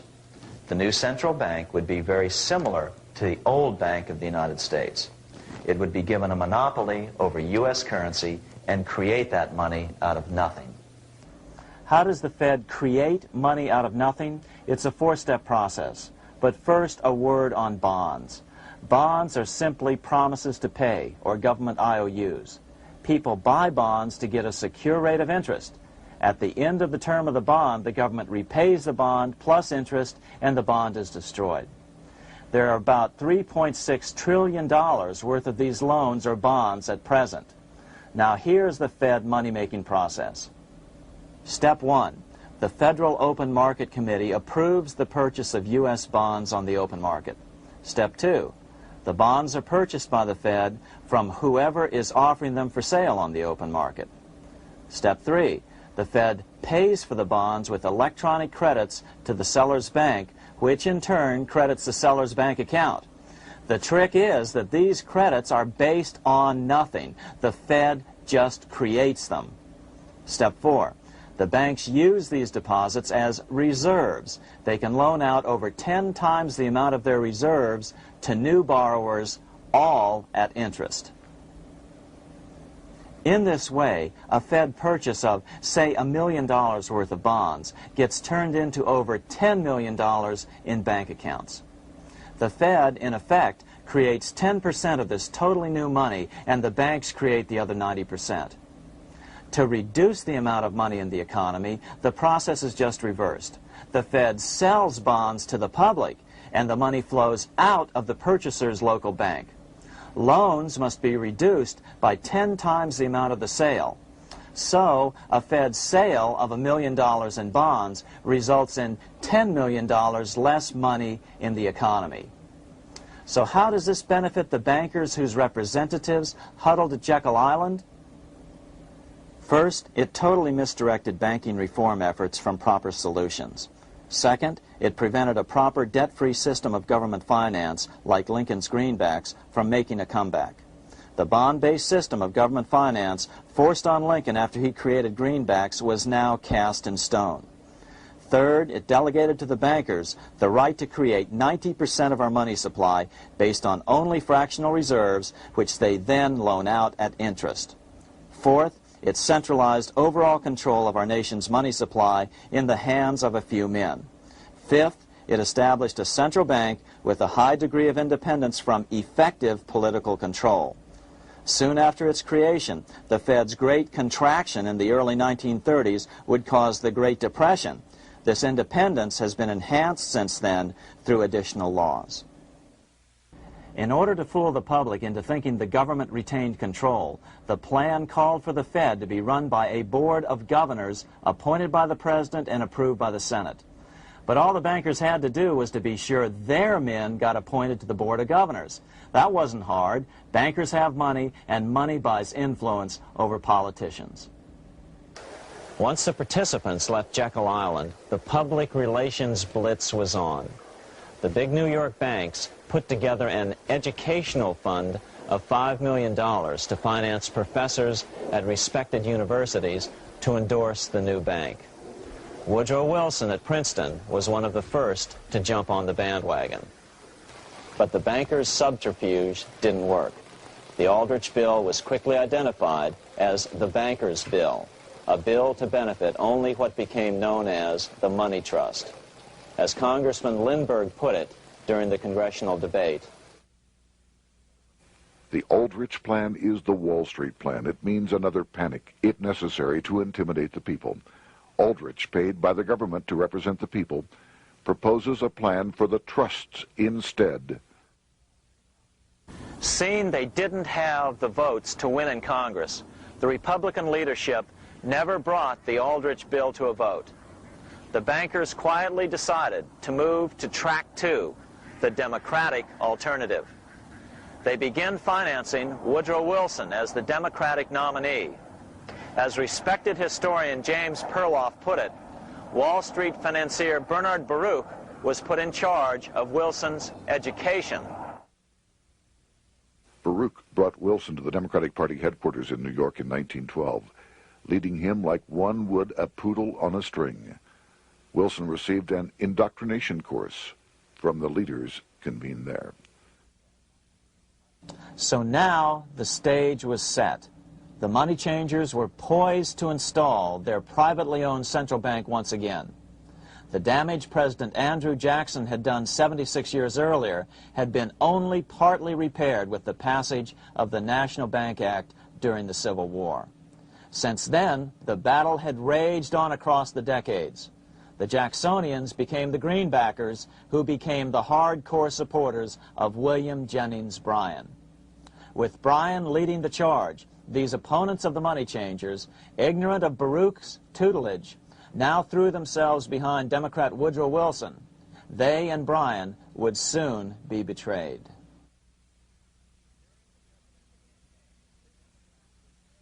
During the presidential campaign, the Democrats were careful to pretend to oppose the Aldrich bill.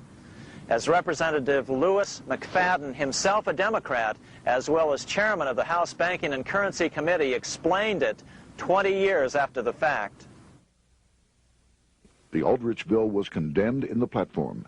When Woodrow Wilson was nominated, the men who ruled the Democratic Party promised the people that if they were returned to power, there would be no central bank established here while they held the reins of government. 13 months later, that promise was broken, and the Wilson administration, under the tutelage of those sinister Wall Street figures who stood behind Colonel House, established here in our free country the worm-eaten, monarchical institution of the King's Bank, to control us from the top downward and to shackle us from the cradle to the grave. Once Wilson was elected, Morgan, Warburg, Baruch, and company advanced a new plan, which Warburg named the Federal Reserve System. The Democratic leadership hailed the new bill, called the Glass-Owen bill, as something radically different from the Aldrich bill. But in fact, the bill was virtually identical in every important detail. In fact, so vehement were the Democratic denials of similarity that Paul Warburg, the father of both bills, had to step in to reassure his paid friends in Congress that the two bills were virtually identical. Brushing aside the external differences affecting the shells, we find the kernels of the two systems very closely resembling and related to one another. But that admission was for private consumption only. Publicly, the money trust trotted out Senator Aldrich and Frank Vanderlip, the president of Rockefeller's National City Bank of New York and one of the Jekyll Island Seven, to oppose the new Federal Reserve System. Years later, however, Vanderlip admitted in the Saturday Evening Post that the two measures were virtually identical. Although the Aldrich Federal Reserve Plan was defeated when it bore the name Aldrich, nevertheless, its essential points were all contained in the plan that finally was adopted. As Congress neared a vote, they called Ohio attorney Alfred Crozier to testify. Crozier noted the similarities between the Aldrich bill and the Glass-Owen bill. The bill grants just what Wall Street and the big banks for 25 years have been striving for: private instead of public control of currency. It, the Glass-Owen bill, does this as completely as the Aldrich bill. Both measures rob the government and the people of all effective control over the public's money and vest in the banks exclusively the dangerous power to make money among the people scarce or plenty. During the debate on the measure, senators complained that the big banks were using their financial muscle to influence the outcome. "There are bankers in this country who are enemies of the public welfare," said one senator. What an understatement. Despite the charges of deceit and corruption, the bill was finally snuck through the Senate on December 22, 1913, after most senators had left town for the holidays, after having been assured by the leadership that nothing would be done until long after the Christmas recess. On the day the bill was passed, Congressman Lindbergh prophetically warned his countrymen that this act establishes the most gigantic trust on earth. When the president signs this bill, the invisible government by the monetary power will be legalized. The people may not know it immediately, but the day of reckoning is only a few years removed. The worst legislative crime of the ages is perpetrated by this banking bill. On top of all this, only weeks earlier, Congress had finally passed a bill legalizing income tax. Why was the income tax law important? Because bankers finally had in place a system which would run up a virtually unlimited federal debt. How would the interest on this debt be repaid? Never mind the principal. Remember, a privately owned central bank creates the principal out of nothing. The federal government was small then. Up to then, it had subsisted merely on tariffs and excise taxes. No, just as with the Bank of England, the interest payments had to be guaranteed by direct taxation of the people. The money changers knew that if they had to rely on contributions from the states, eventually the individual state legislatures would revolt and either refuse to pay the interest on their own money or at least bring political pressure to bear to keep the debt small. It is interesting to note that in 1895, the Supreme Court had found a similar income tax law to be unconstitutional. The Supreme Court even found a corporate income tax law unconstitutional in 1909. As a result, Senator Aldrich hustled a bill for a constitutional amendment allowing income tax through the Congress. The proposed 16th Amendment to the Constitution was then sent to the state legislatures for approval. But some critics claim that the 16th Amendment was never ratified by the necessary 3/4 of the states. In other words, the 16th Amendment may not be legal.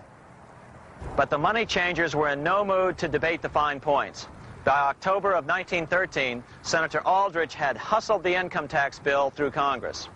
Without the power to tax the people directly and bypass the states, the Federal Reserve Bill would be far less useful to those who wanted to drive America deeply into their debt. A year after the passage of the Federal Reserve Bill, Congressman Lindbergh explained how the Fed created what we have come to call the business cycle and how they use it to their advantage. To cause high prices, all the Federal Reserve Board will do will be to lower the rediscount rate, producing an expansion of credit and a rising stock market. Then, when businessmen are adjusted to these conditions, it can check prosperity in mid-career by arbitrarily raising the rate of interest. It can cause the pendulum of a rising and falling market to swing gently back and forth by slight changes in the discount rate, or cause violent fluctuations by a greater rate variation.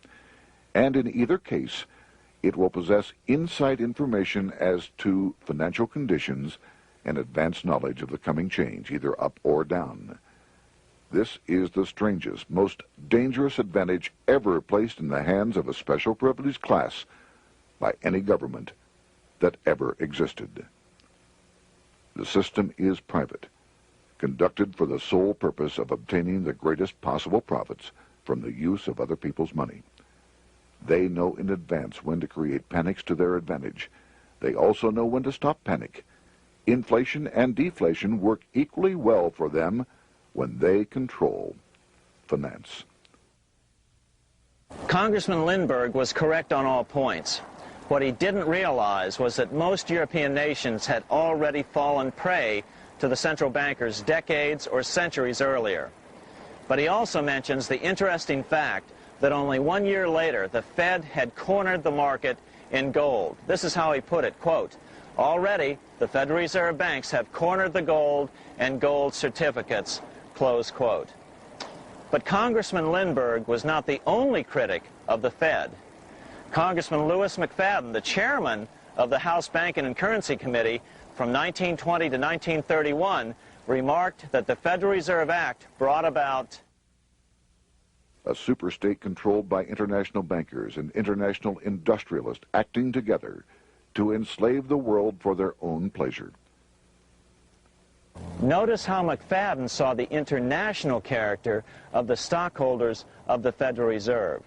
Another chairman of the House Banking and Currency Committee in the 1960s, Wright Patman from Texas, put it this way.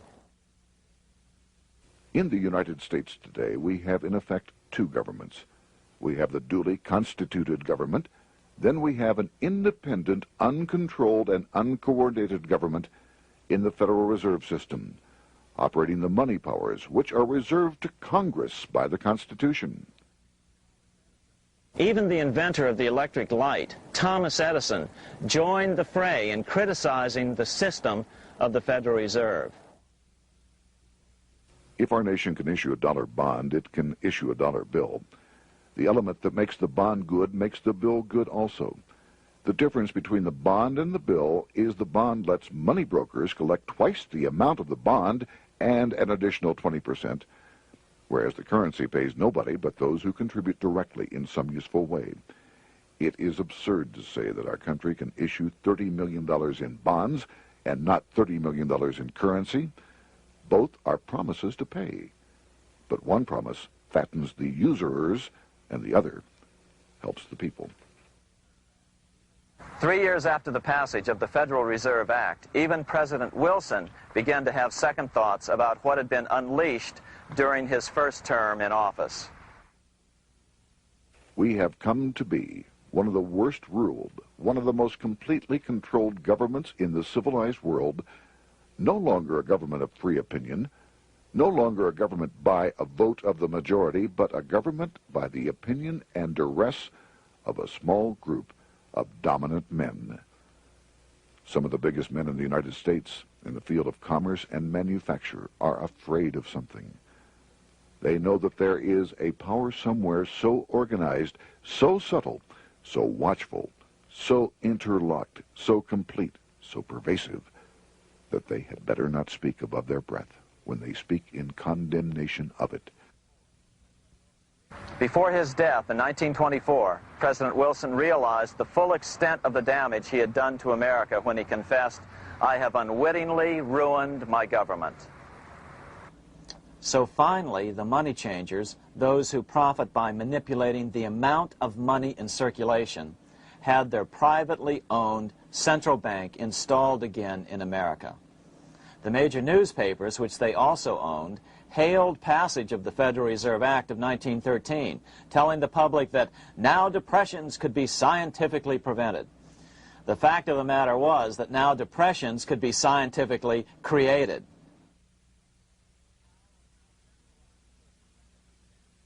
Power was now centralized to a tremendous extent. Now it was time for a war, a really big war. In fact, the First World War. Of course, to the central bankers, the political issues of war don't matter nearly as much as the profit potential, and nothing creates debts like warfare. England was the best example at that time. During the 119-year period between the founding of the Bank of England and Napoleon's defeat at Waterloo, England had been at war for 56 years, and much of the remaining time she'd been preparing for war. In World War I, the German Rothschilds loaned money to the Germans, the British Rothschilds loaned money to the British, and the French Rothschilds loaned money to the French. In America, J.P. Morgan was the sales agent for war materials to both the British and the French. In fact, 6 months into the war, Morgan became the largest consumer on earth, spending $10 million a day. His offices here at 23 Wall Street were mobbed by brokers and salesmen trying to cut a deal.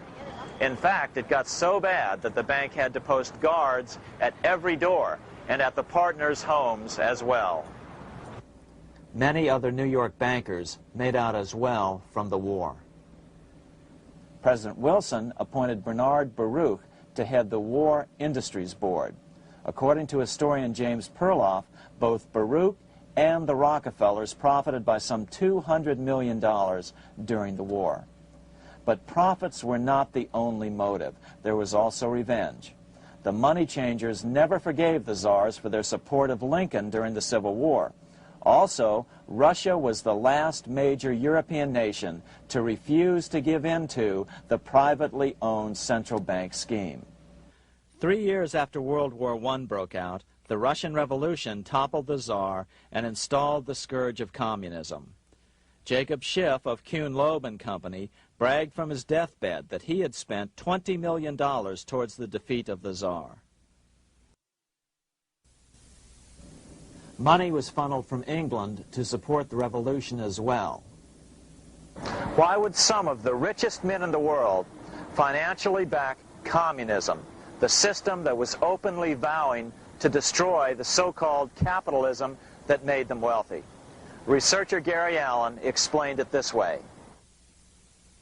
If one understands that socialism is not a share the wealth program, but is in reality a method to consolidate and control the wealth, then the seeming paradox of super-rich men promoting socialism becomes no paradox at all. Instead, it becomes logical, even the perfect tool of power-seeking megalomaniacs. Communism, or more accurately socialism, is not a movement of the downtrodden masses, but of the economic elite. As W. Cleon Skousen put it, In his 1970 book, The Naked Capitalist, power from any source tends to create an appetite for additional power. It was almost inevitable that the super-rich would one day aspire to control not only their own wealth, but the wealth of the whole world. To achieve this, they were perfectly willing to feed the ambitions of the power-hungry political conspirators who were committed to the overthrow of all existing governments and the establishments of a central worldwide dictatorship. but what if these revolutionaries get out of control and try to seize power from the super-rich? After all, it was Mao Zedong who in 1938 stated his position concerning power. Political power grows out of the barrel of a gun. The Wall Street, London axis elected to take the risk.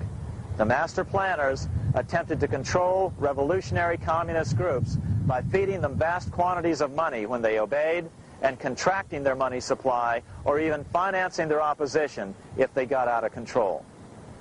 Lenin began to understand that although he was the absolute dictator of the new Soviet Union, he was not pulling the financial strings. Someone else was silently in control. The state does not function as we desired. The car does not obey. A man is at the wheel and seems to lead it, but the car does not drive in the desired direction. It moves as another force wishes.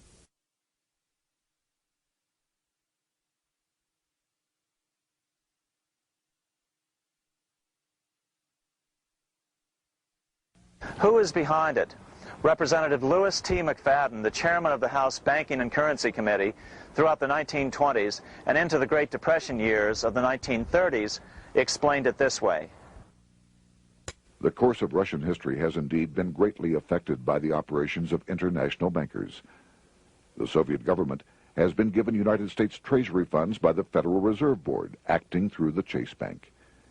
England has drawn money from us through the Federal Reserve banks and has relent it at high rates of interest to the Soviet government. The Dnipro Dam was built with funds unlawfully taken from the United States Treasury by the corrupt and dishonest Federal Reserve Board and the Federal Reserve banks. In other words, the Fed and the Bank of England, at the behest of the international bankers who controlled them, were creating a monster, one which would fuel 7 decades of unprecedented communist revolution, warfare, and most importantly, debt. In case you think there's some chance that the money changers got communism going and then lost control, in 1992, the Washington Times reported that Russian President Boris Yeltsin was upset that most of the incoming foreign aid was being siphoned off, quote, straight back into the coffers of Western banks in debt service, close quote. No one in his right mind would claim that a war as large as World War I had a single cause. Wars are complex things with many causative factors. But on the other hand, it would also be equally foolish to ignore as a prime cause of World War I those who would profit the most from the war. The role of the money changers is no wild conspiracy theory. They had a motive, a short-ranged, self-serving motive, as well as a long-range political motive of advancing totalitarian governments, with the money changers maintaining the financial clout to control whatever politician might emerge as the leader. Next, we'll see what the money changers' ultimate political goal is for the world.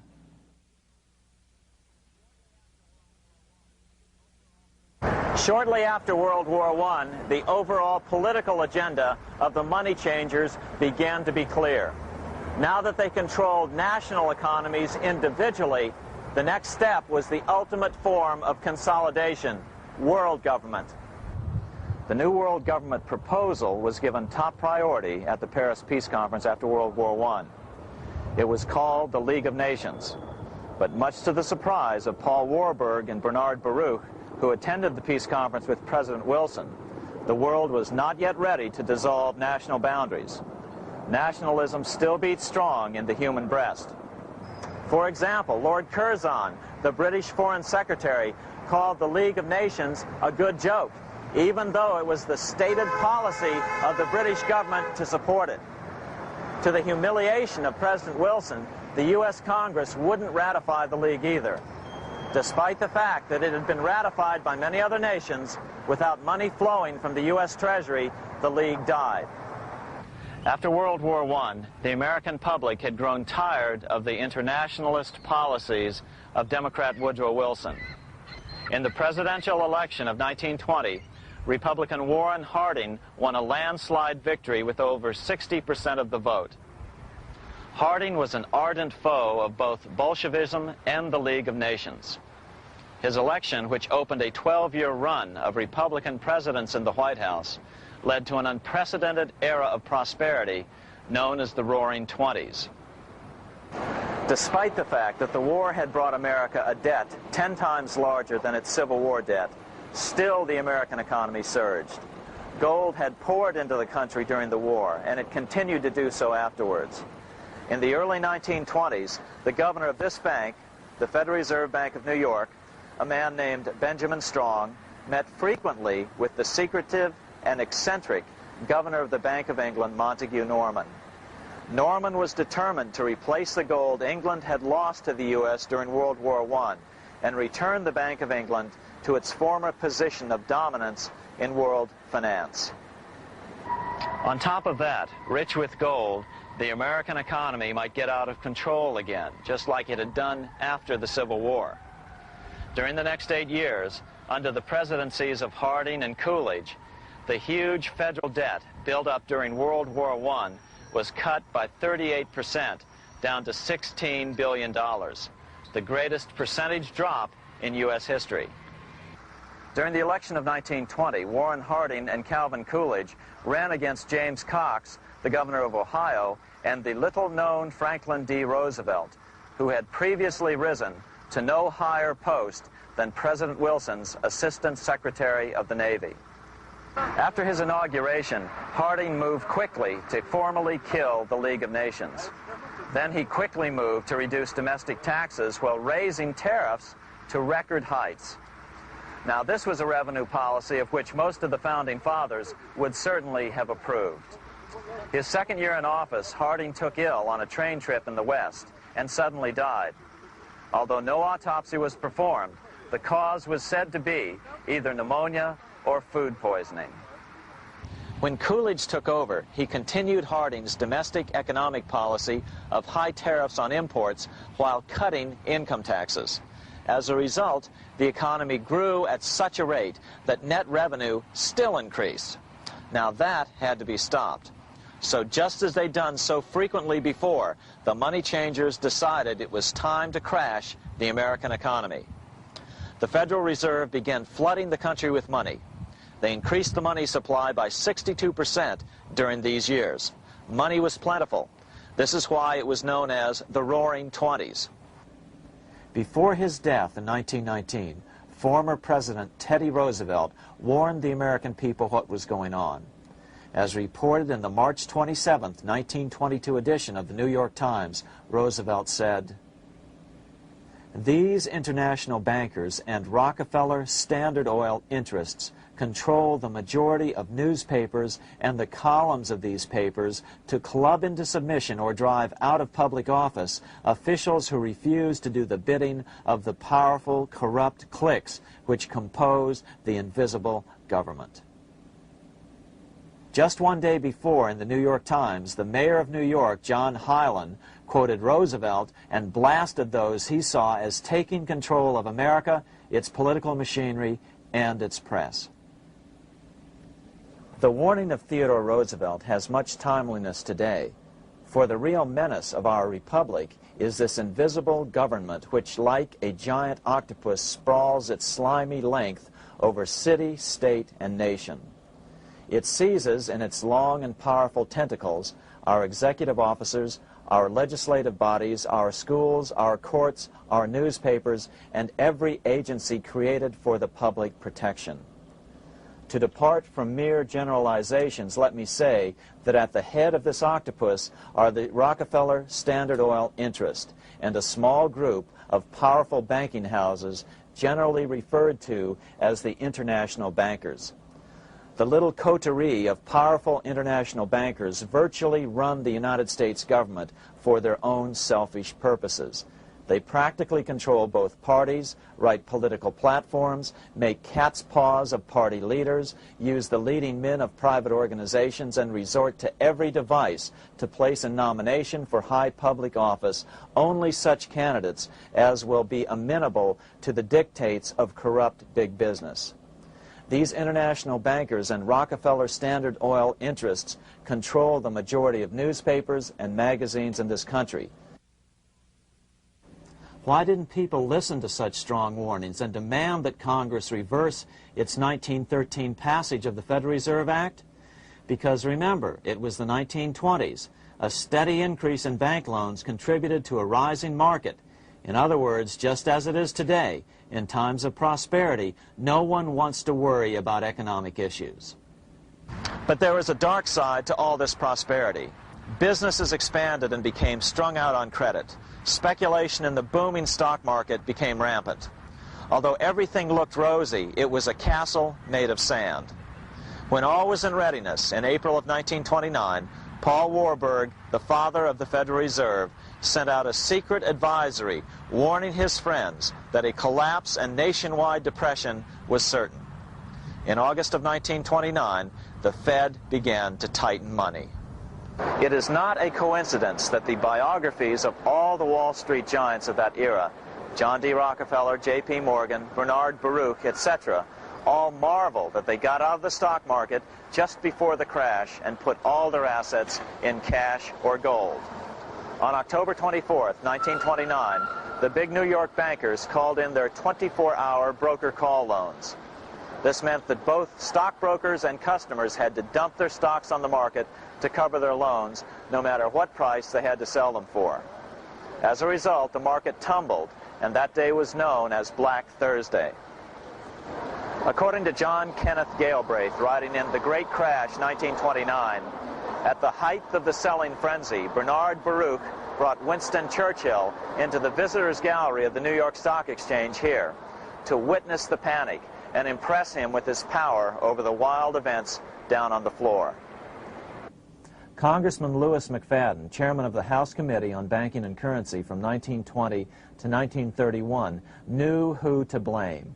He accused the Fed and the international bankers of orchestrating the crash. It was not accidental. It was a carefully contrived occurrence. The international bankers sought to bring about a condition of despair here so that they might emerge as rulers of us all.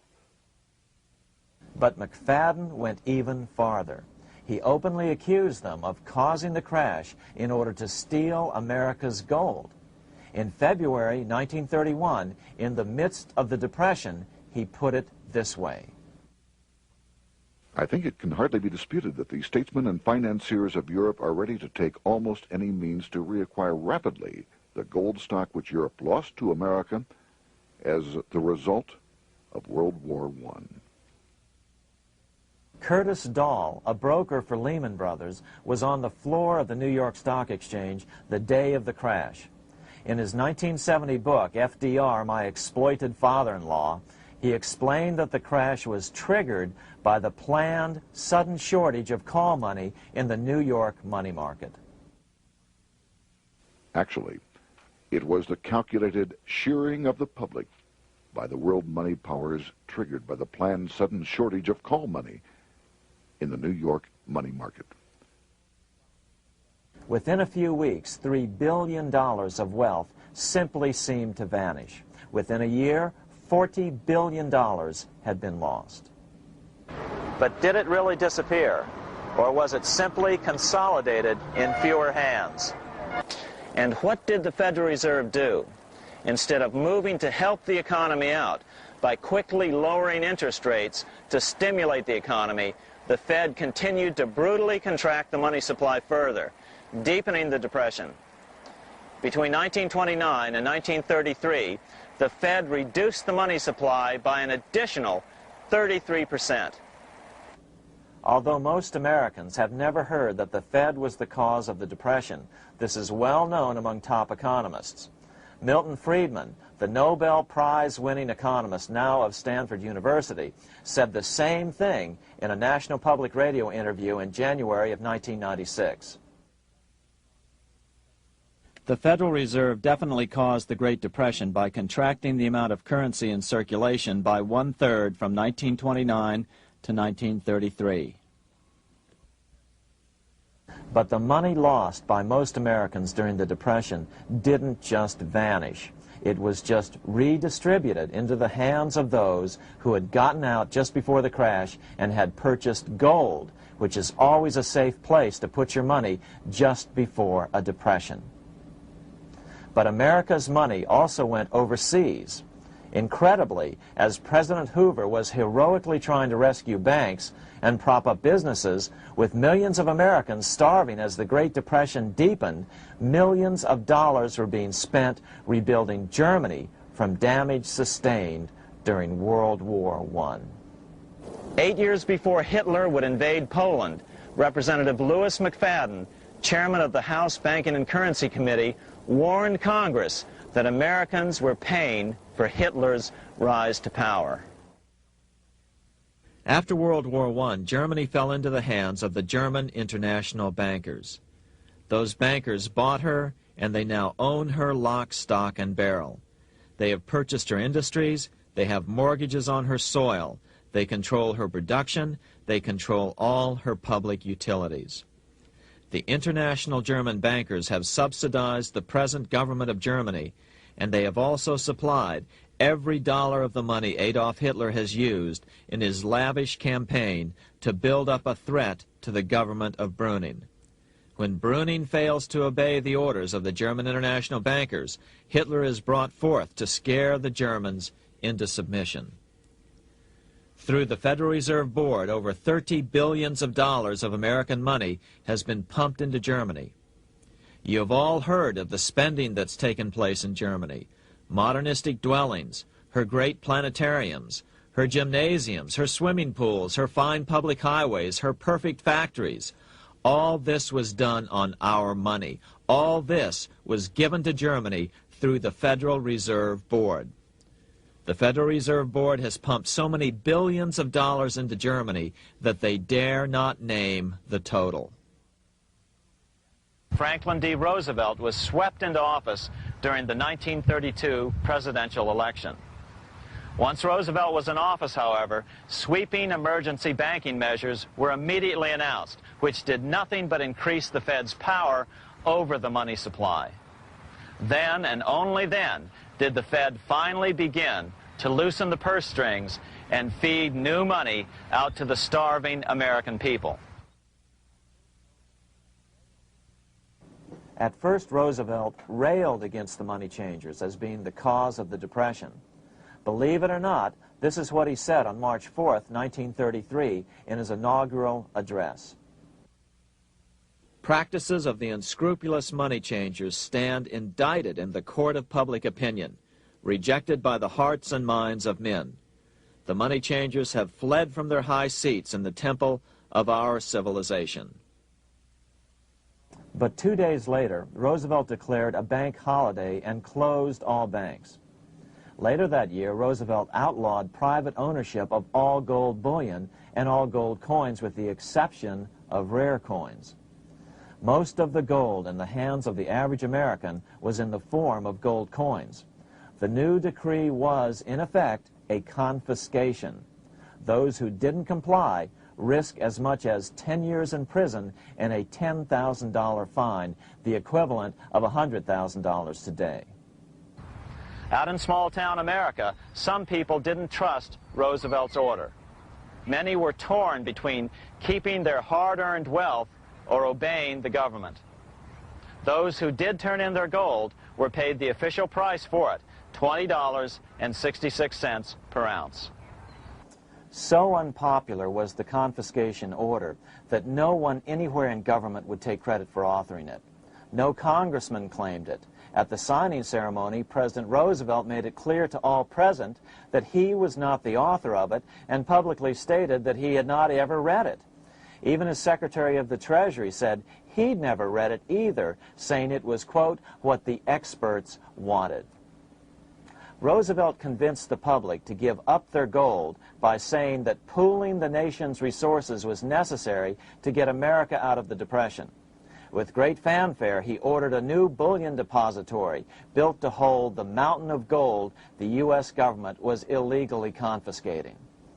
By 1936, the U.S. bullion depository at Fort Knox was completed, and in January 1937, the gold began to flow into it. The rip-off of the ages was about to proceed. In 1935, once the gold had all been turned in, the official price of gold was suddenly raised to $35 per ounce. But the catch was, only foreigners could sell their gold at the new higher price.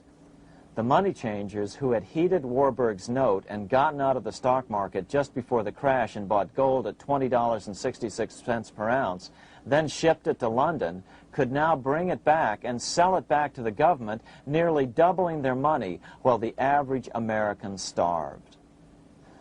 The Fort Knox Bullion Depository sits here in the middle of the Fort Knox Military Reservation, 30 miles southwest of Louisville, Kentucky. This was as close as we were permitted to get to the depository despite years of letters from members of Congress to allow our film crew inside. The 4-acre grounds immediately surrounding the building are guarded by an electrified steel fence, an open moat, and 4 machine-gun-armed guard pillboxes at the structure's corners. When the gold began arriving on January 13, 1937, there was unprecedented security.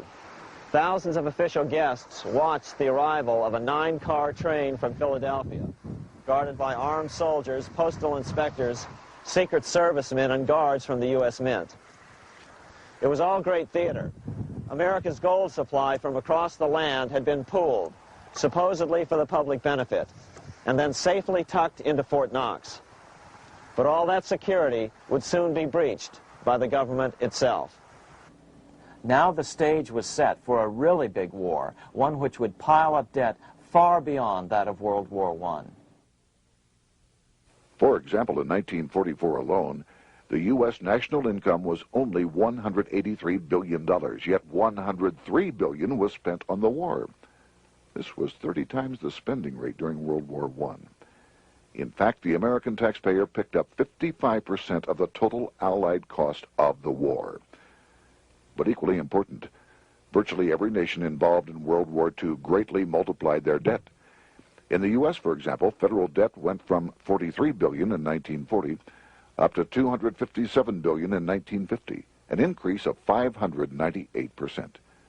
Between 1940 and 1950, Japanese debt swelled 1,348%. French debt grew 583%, and Canadian debt soared 417%. After the war, the world was now divided into 2 economic camps: communist command economies on the one hand versus monopoly capitalists on the other, set to fight it out in one perpetual and highly profitable arms race. It was finally time for the central bankers to embark in earnest on their 3-step plan to centralize the economic systems of the entire world and finally bring about their global government or New World Order.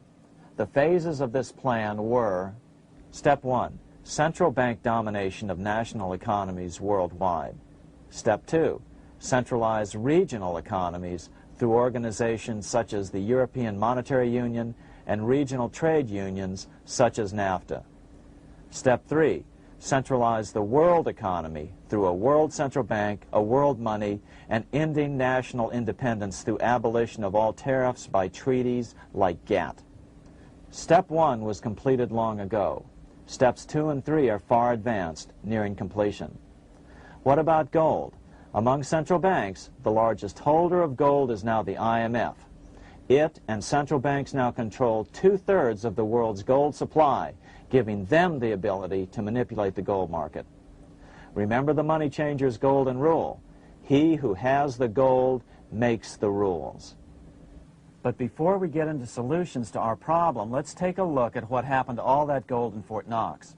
Because if we don't understand that the gold has been stolen, we'll allow ourselves to be stampeded into the wrong solution, a gold-backed currency. Most Americans still believe that the gold is still here at Fort Knox.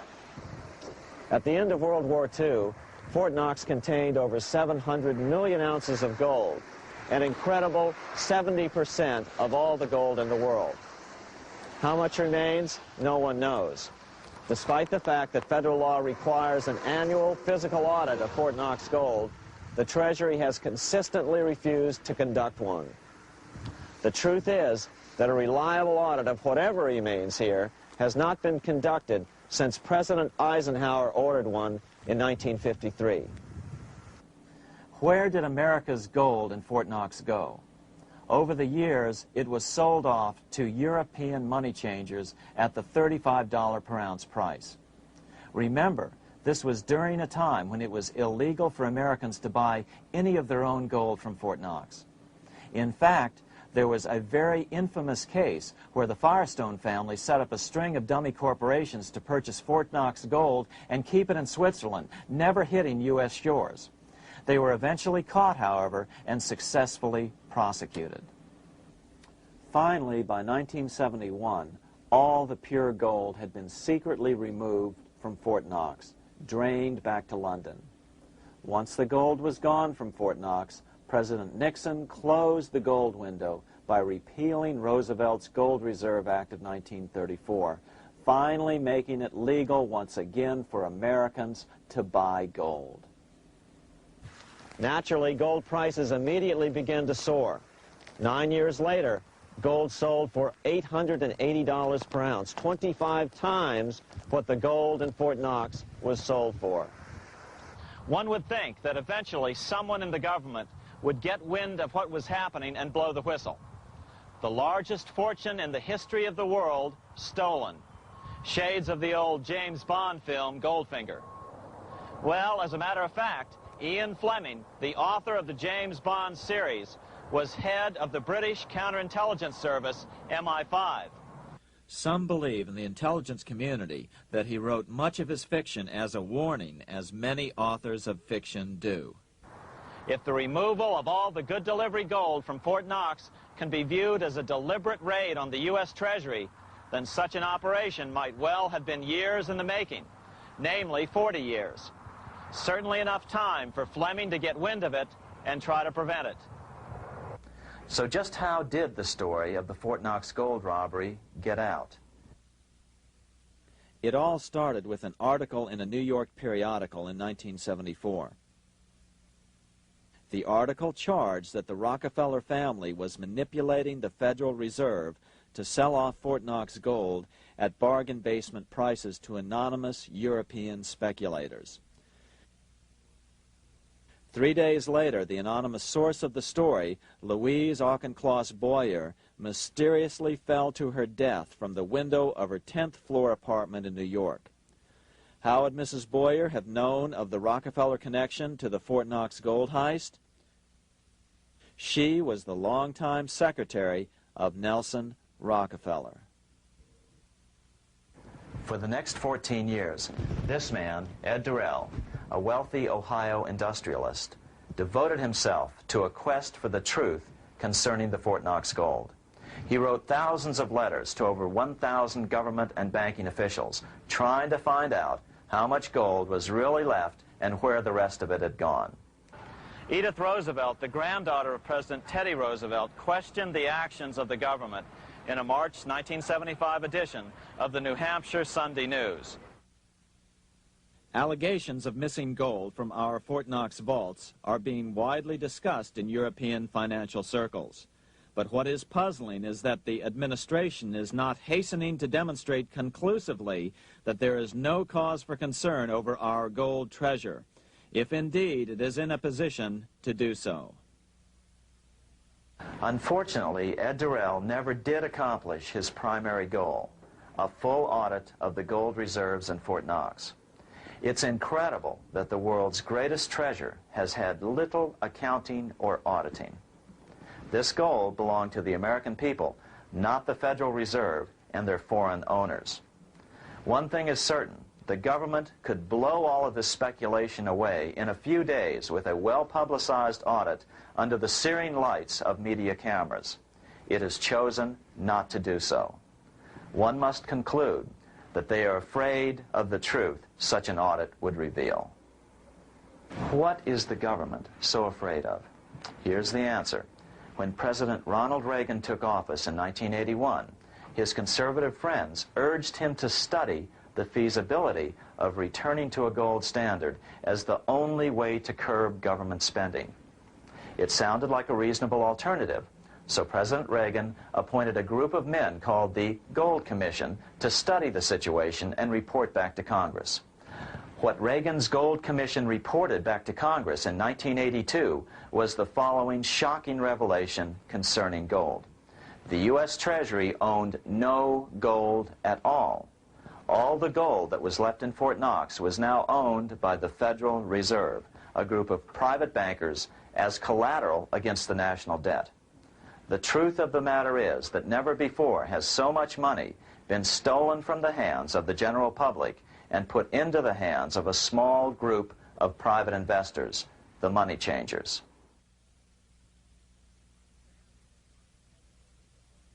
I'm standing in front of the headquarters of the International Monetary Fund located in Washington, D.C. Across the street, right over there, is the headquarters of the World Bank. What are these organizations and who controls them? And most importantly, are they about to create a huge worldwide depression? Let us step back in time for a moment to the aftermath of World War I. People were tired of war, so under the guise of peacemaking, the international bankers devised a plan to consolidate power even further. Claiming only an international government would stem the tide of world wars, the money changers pushed forward a proposal for world government which stood on three legs.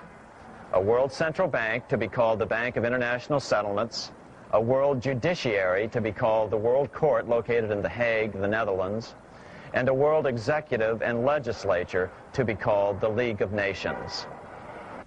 As President Clinton's mentor, Georgetown historian Carroll Quigley wrote in his 1966 book, Tragedy and Hope, the powers of financial capitalism had a far-reaching plan, nothing less than to create a world system of financial control in private hands, able to dominate the political system of each country and the economy of the world as a whole. This system was to be controlled in a feudalistic fashion by the central banks of the world, acting in concert by secret agreements arrived at in frequent meetings and conferences. The apex of the system was to be the Bank for International Settlements in Bâle, Switzerland, a private bank owned and controlled by the world central banks, which were themselves private corporations. Each central bank sought to dominate its government by its ability to control treasury loans, to manipulate foreign exchanges, to influence the level of economic activity in the country, and to influence cooperative politicians by subsequent economic rewards in the business world. Despite intense pressure from the international bankers and the press, a handful of U.S. senators, led by Senator Henry Cabot Lodge, kept the U.S. out of these schemes. Without U.S. participation, the League was doomed.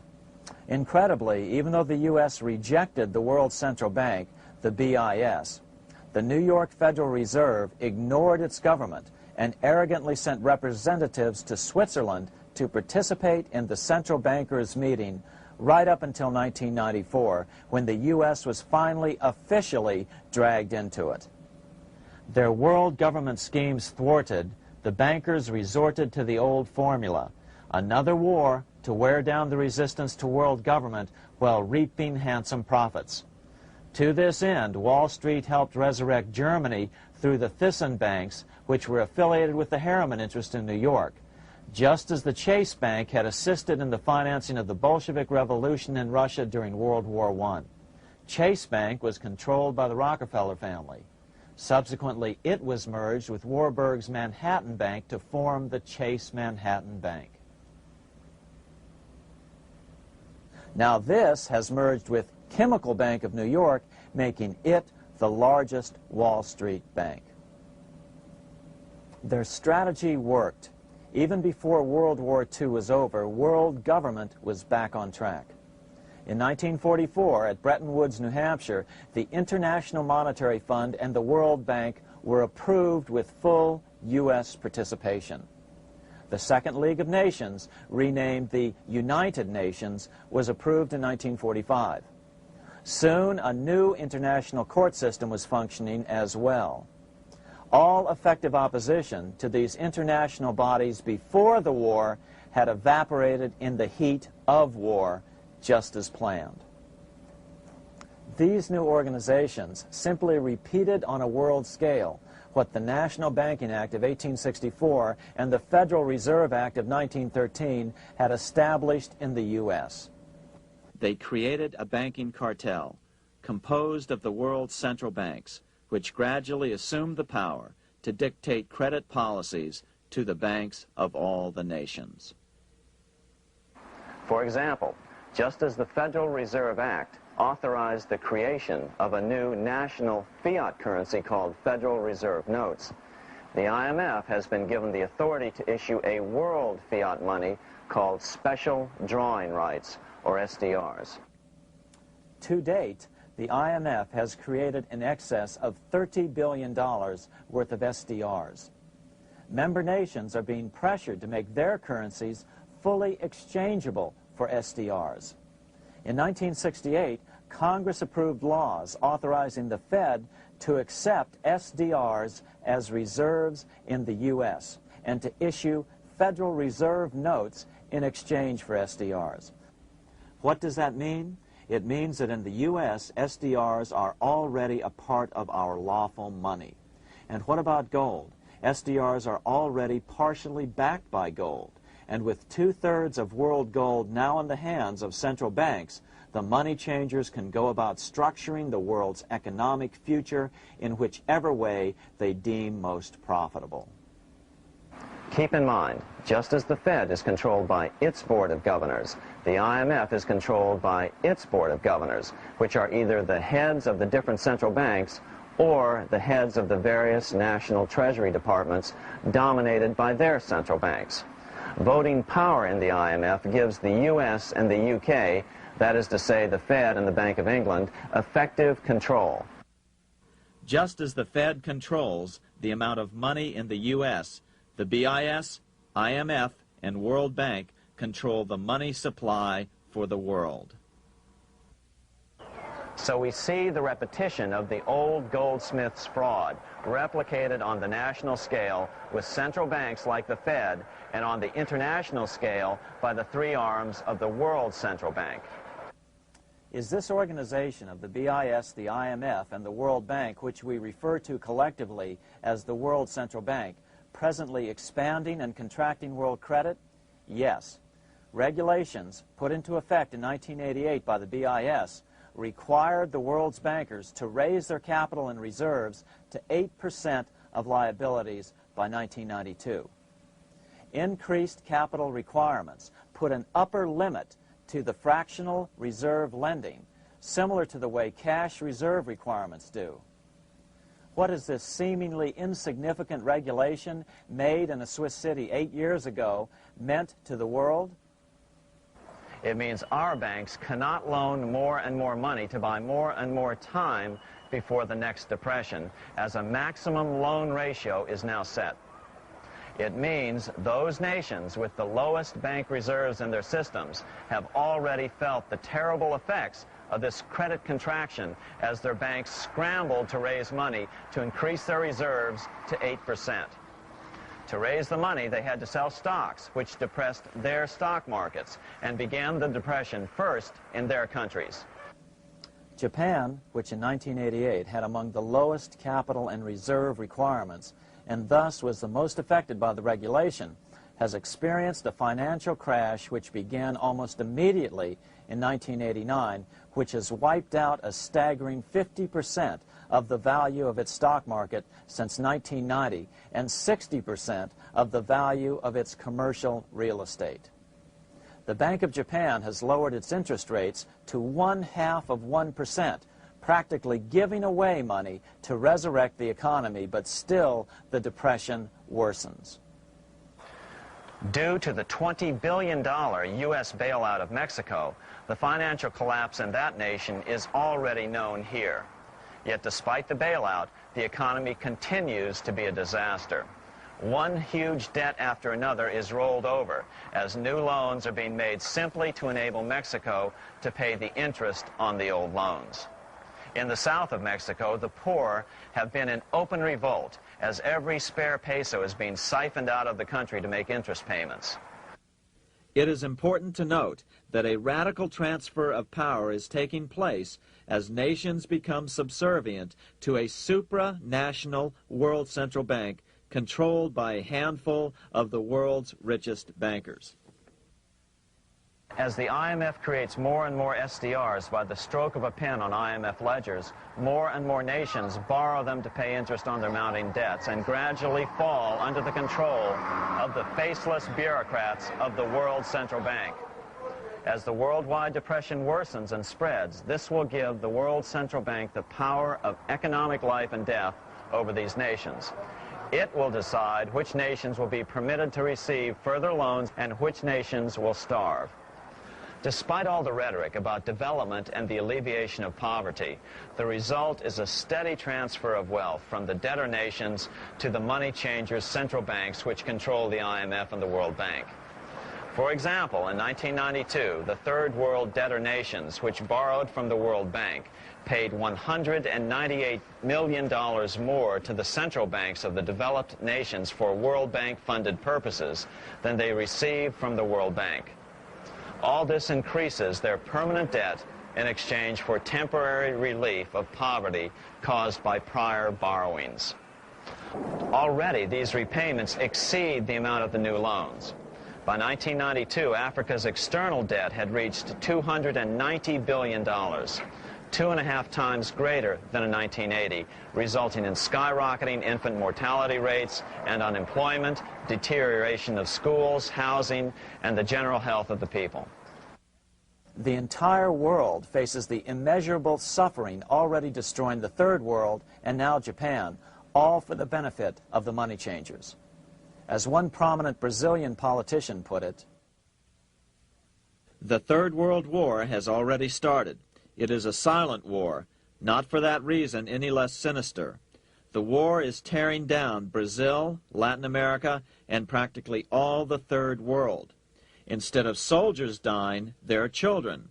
It is a war over the Third World debt, one which has as its main weapon interest, a weapon more deadly than the atom bomb, more shattering than a laser beam."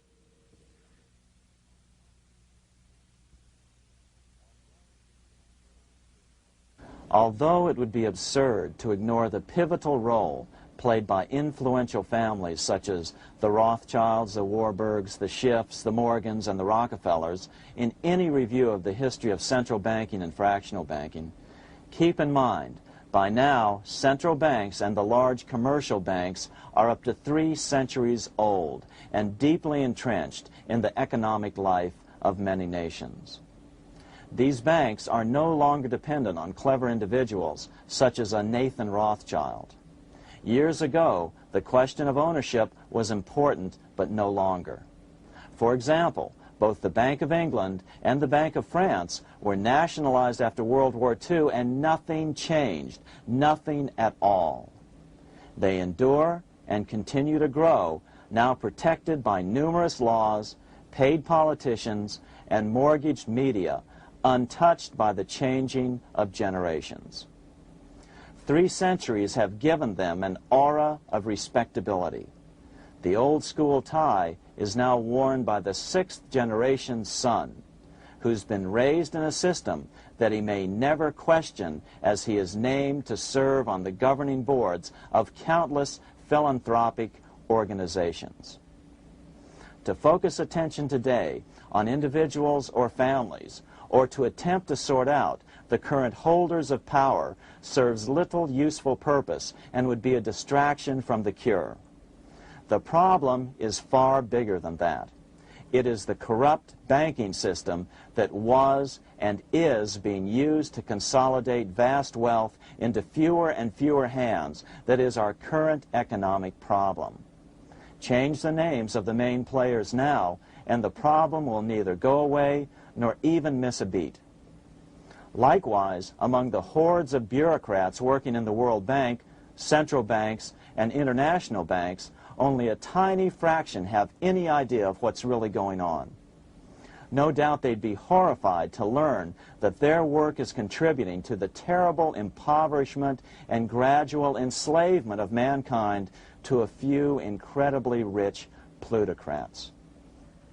So really, there's no use in emphasizing the role of individuals anymore.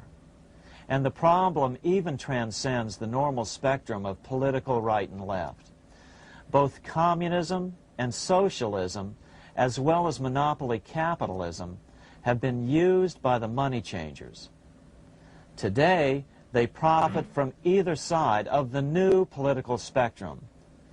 The big government welfare state on the so-called left wing versus the neoconservative laissez-faire capitalists who want big government totally out of their lives on the right wing. Either way, the bankers win. Monetary reform is the most important political issue facing this nation. That clarified, let's proceed to the conclusions in the spirit Lincoln declared, with malice towards none, with charity towards all. At the start of this video, we ask a number of troubling questions. Let's be sure we've answered them. What's going on in America today? Why are we over our heads in debt? Why can't the politicians bring debt under control? Why are we over our heads in debt? Because we're laboring under a debt money system that is designed and controlled by private bankers.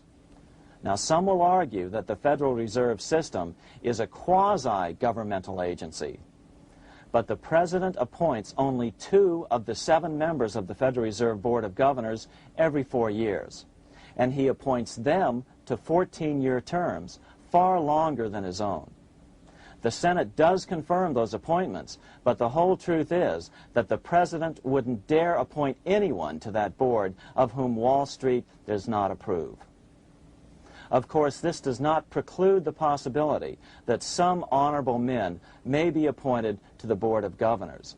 But the fact is that the Fed is specifically designed to operate independently of our government, as are nearly all other central banks. Some argue that the Fed promotes monetary stability. We saw the current head of the Bank of England, Eddie George, claim that this was the most important role of a central bank. In fact, the Fed's record of stabilizing the economy shows it to be a miserable failure in this regard. Within the first 25 years of its existence, the Fed caused 3 major economic downturns, including the Great Depression, and for the last 30 years has shepherded the American economy into a period of unprecedented inflation. Again, this is not some wild conspiracy theory. It's a well-known fact among top economists. As Nobel Prize-winning economist Milton Friedman put it, the stock of money, prices, and output was decidedly more unstable after the establishment of the Federal Reserve System than before. The most dramatic period of instability in output was, of course, the period between the 2 wars, which includes the severe monetary contractions of 1920-21, 1929-33, and 1937-38. No other 20-year period in American history contains as many as 3 such severe contractions. This evidence persuades me that at least a third of the price rise during and just after World War I is attributable to the establishment of the Federal Reserve System, and that the severity of each of the major contractions, 1920-21, 1929-33, and 1937-38, is directly attributable to acts of commission and omission by the reserve authorities. Any system which gives so much power and so much discretion to a few men so that mistakes, excusable or not, can have such far-reaching effects is a bad system. It is a bad system to believers in freedom just because it gives a few men such power without any effective check by the body politic. This is the key political argument against an independent central bank. To paraphrase Clemenceau, money is much too serious a matter to be left to the central bankers. We must learn from our history before it is too late. Why can't politicians control the federal debt? Because all our money is created out of debt. Again, it's a debt money system. Our money is created initially by the purchase of U.S. bonds. The public buys bonds like savings bonds, the banks buy bonds, foreigners buy bonds, and when the Fed wants to create more money in the system, it buys bonds, but pays for them with a simple bookkeeping entry which it creates out of nothing. Then this new money, created by the Fed, is multiplied by a factor of 10 by the banks thanks to the fractional reserve principle. So although the banks don't create currency, they do create checkbook money or deposits by making new loans. They even invest some of this created money. In fact, over $1 trillion of this privately created money has been used to purchase U.S. bonds on the open market, which provides the banks with roughly $50 billion in interest, risk-free, each year, less the interest they pay to some depositors. In this way, through fractional reserve lending, banks create over 90% of the money and therefore cause over 90% of our inflation. What can we do about all this? Fortunately, there's a way to fix the problem fairly easily, speedily, and without any serious financial problems. We can get our country totally out of debt in 1 to 2 years by simply paying off these U.S. bonds with debt-free U.S. notes, just like Lincoln issued. Of course, that by itself would create tremendous inflation, since our currency is presently multiplied by the fractional reserve banking system. But here's the ingenious solution, advanced in part by Milton Friedman, to keep the money supply stable and avoid inflation and deflation while the debt is retired. As the Treasury buys up its bonds on the open market with U.S. notes, the reserve requirements of your hometown local bank will be proportionally raised, so the amount of money in circulation remains constant. As those holding bonds are paid off in U.S. notes, they will deposit this money, thus making available the currency then needed by the banks to increase their reserves. Once all the U.S. bonds are replaced with U.S. notes, banks will be at 100% reserve banking instead of the fractional reserve system currently in use. From this point on, the former Fed buildings will only be needed as a central clearinghouse for checks and as vaults for U.S. notes. The Federal Reserve Act will no longer be necessary and could be repealed. Monetary power can be transferred back to the Treasury Department. There would be no further creation or contraction of money by banks. By doing it this way, our national debt can be paid off in a single year or so, and the Fed and fractional reserve banking abolished, without national bankruptcy, financial collapse, inflation or deflation, or any significant change in the way the average American goes about his business. To the average person, the primary difference would be that for the first time since the Federal Reserve Act was passed in 1913, taxes would begin to go down. Now there's a real national blessing for you, rather than for Hamilton's banker friends. Now let's take a look at these proposals in more detail. Here are the main provisions of a Monetary Reform Act which needs to be passed by Congress. We've drafted a proposed Monetary Reform Act which follows at the end of this tape. Of course, variations with the same results would be equally welcome. 1. Pay off the debt with debt-free U.S. notes. As Thomas Edison put it, if the U.S. can issue a dollar bond, it can issue a dollar bill. They both rest purely on the faith and credit of the United States government. This amounts to a simple substitution of one type of government obligation for another. One bears interest, the other doesn't. Federal Reserve notes could be used for this as well, but could not be printed after the Fed's abolished as we propose, so we suggest using U.S. notes instead. 2. Abolish fractional reserve banking. As the debt is paid off, the reserve requirements of all banks and financial institutions would be raised proportionally at the same time to absorb the new U.S. notes, which would be deposited and become the bank's increased reserves. Towards the end of the first year of the transition period, the remaining liabilities of financial institutions would be assumed or acquired by the U.S. government in a one-time operation. In other words, they too would eventually be paid off with debt-free U.S. notes in order to keep the total money supply stable. At the end of the first year or so, all of the national debt would be paid, and we could start enjoying the benefits of full reserve banking. The Fed would be obsolete, an anachronism. 3. Repeal the Federal Reserve Act of 1913 and the National Banking Act of 1864. These acts delegate the money power to a private banking monopoly. They must be repealed, and the money power handed back to the Department of Treasury, where they were initially under President Abraham Lincoln. No banker or person in any way affiliated with financial institutions should be allowed to regulate banking. After the first two reforms, these acts would serve no useful purpose anyway, since they relate to a fractional reserve banking system. 4. Withdraw the U.S. from the IMF, the BIS, and the World Bank. These institutions, like the Federal Reserve, are designed to further centralize the power of the international bankers over the world's economy, and the U.S. must withdraw from them. Their harmless functions, such as currency exchange, can be accomplished either nationally or in new organizations limited to those functions. Such a monetary reform act would guarantee that the amount of money in circulation would stay very stable, causing neither inflation nor deflation. Remember, for the last 3 decades, the Fed has doubled the American money supply every 10 years.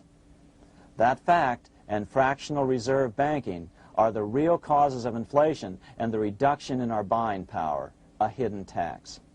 These and other taxes are the real reasons both parents now have to work just to get by.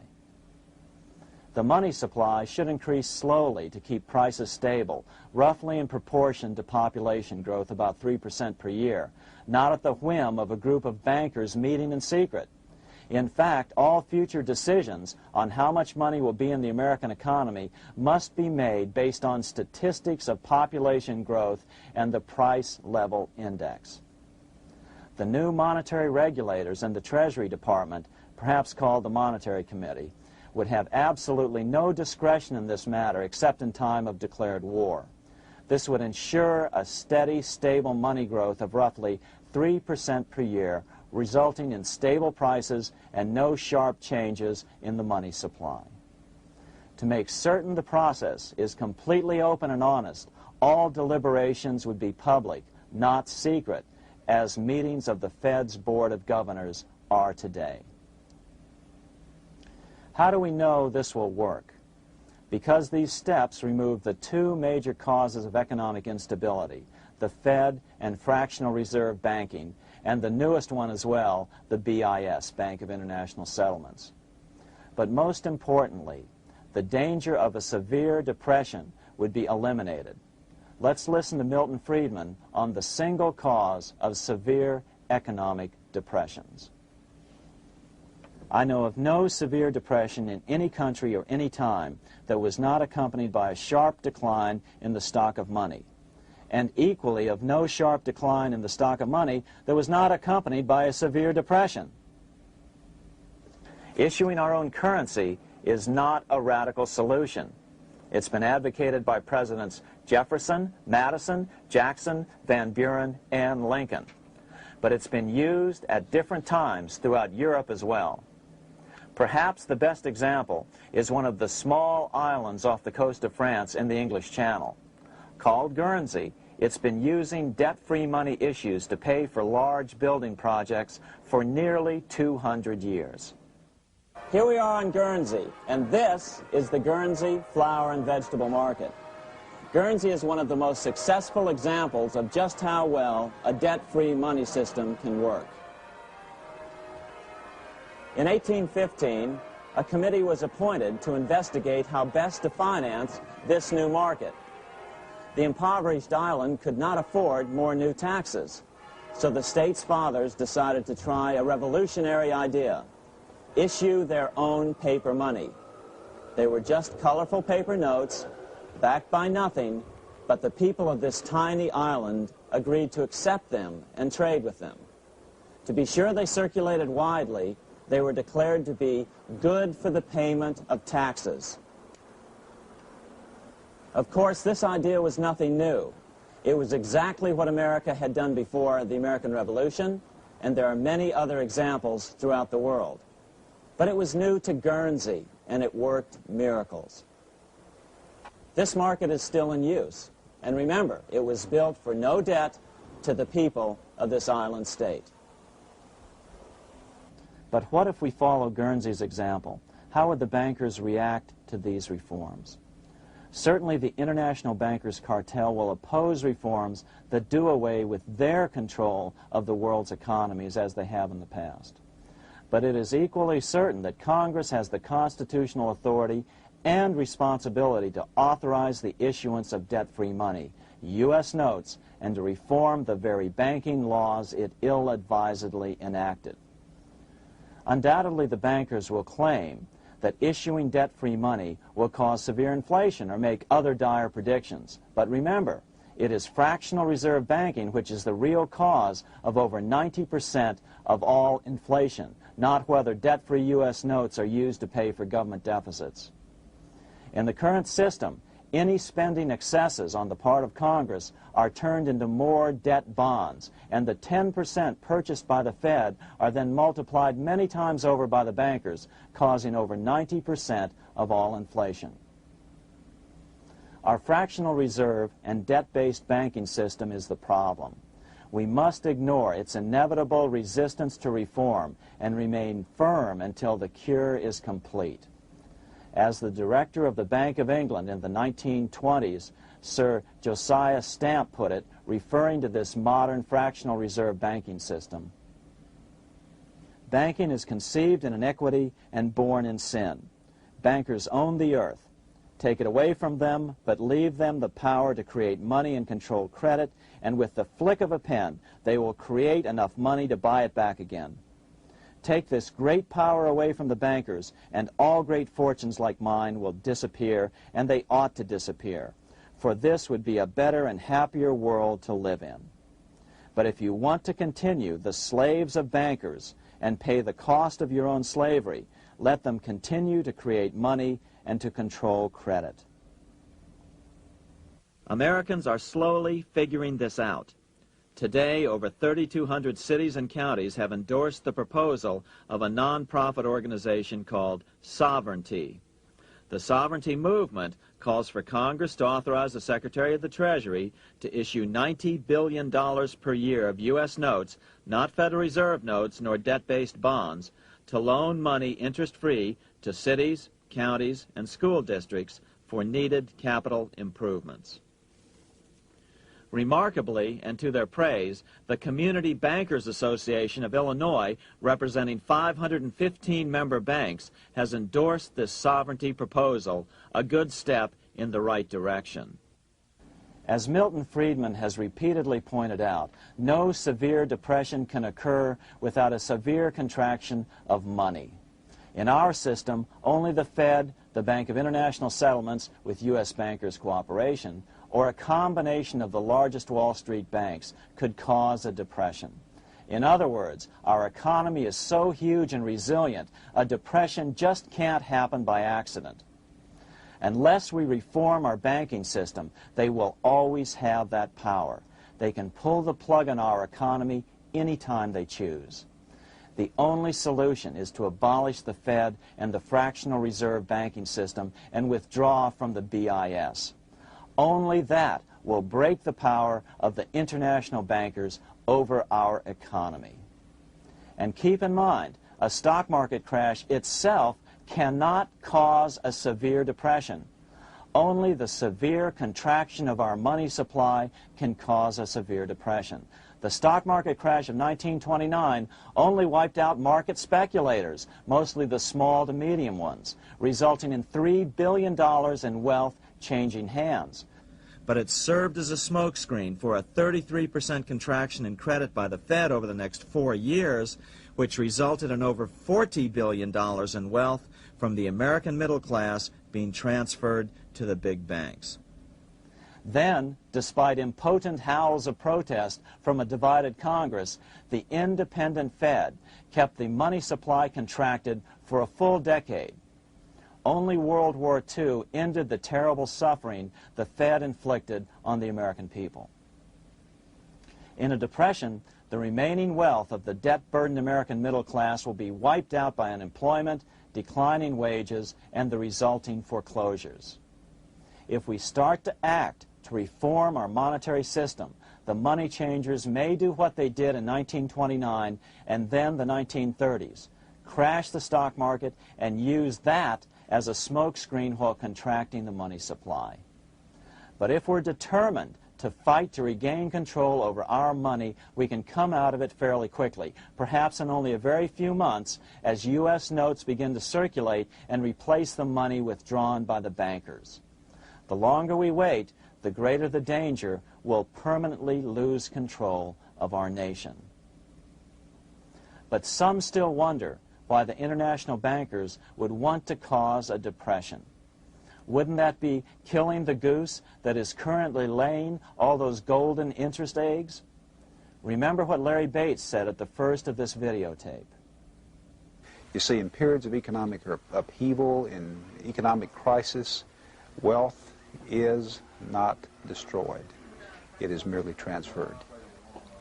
Do we have any hints as to what the money changers have in store for us? Here's what David Rockefeller, the chairman of Chase Manhattan Bank, the largest Wall Street bank, had to say. We are on the verge of a global transformation. All we need is the right major crisis and the nation will accept the New World Order. So, crisis is needed to fulfill their plans quickly. The only question is when the crisis will occur. Fortunately, we probably have a little time.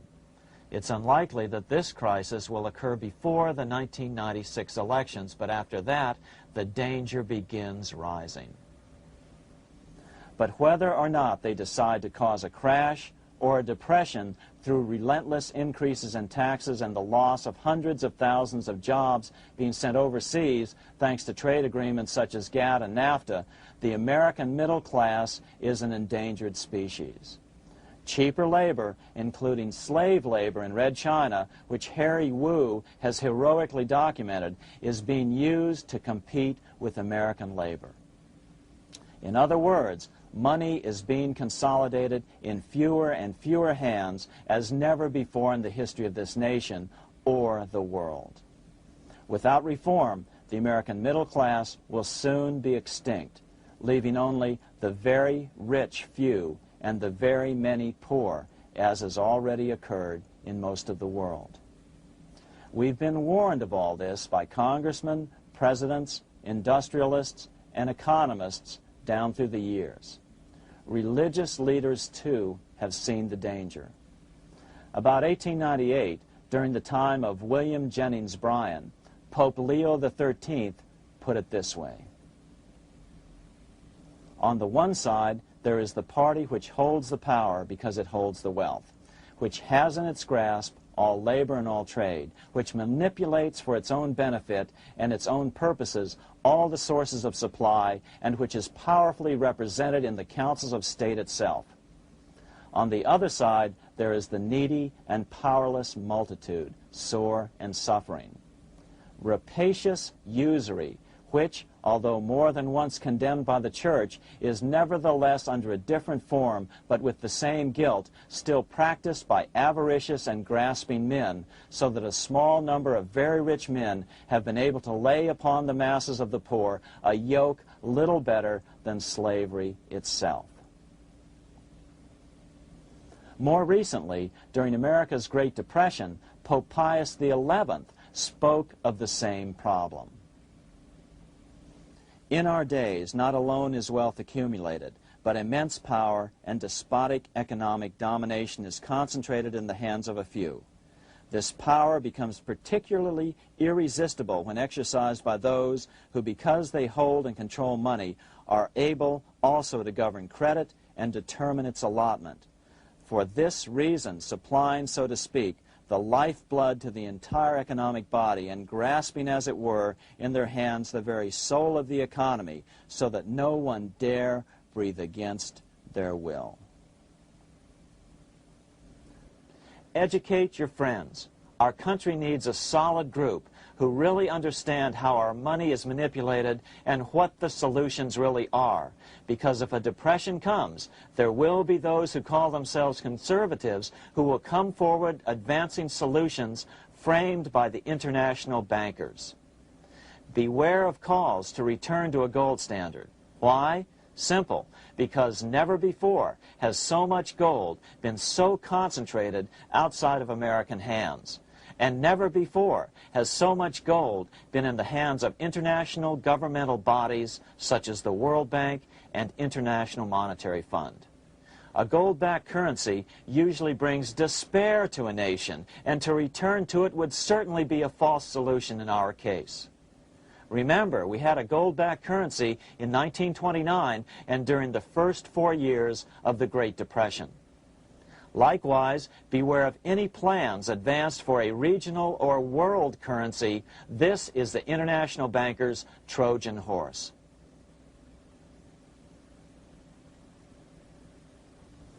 Educate your member of Congress. It only takes a few persuasive members to make the others pay attention. Most congressmen just don't understand the system. Some understand it, but are so influenced by bank-packed contributions that they ignore it, not realizing the gravity of their neglect. We hope we've made a valuable contribution to the national debate on monetary reform. It remains for each man to do his duty, consistent with his state in life. May God give us the light to help reform our nation and ourselves. We say ourselves because ultimately vast multitudes of men are going to be driven more and more to desperation by the accumulation of the world's wealth in fewer and fewer hands. Men will tend to become like their oppressors, selfish and greedy. Rather, let's keep in mind during this period of reform a warning not to lose sight of greater things, as Pope Pius XI put it. For what will it profit men that a more prudent distribution and use of riches make it possible for them to gain even the whole world, if thereby they suffer the loss of their own souls? What will it profit to teach them sound principles in economics, if they permit themselves to be so swept away by selfishness, by unbridled and sordid greed, that hearing the commandments of the Lord, they do all things contrary?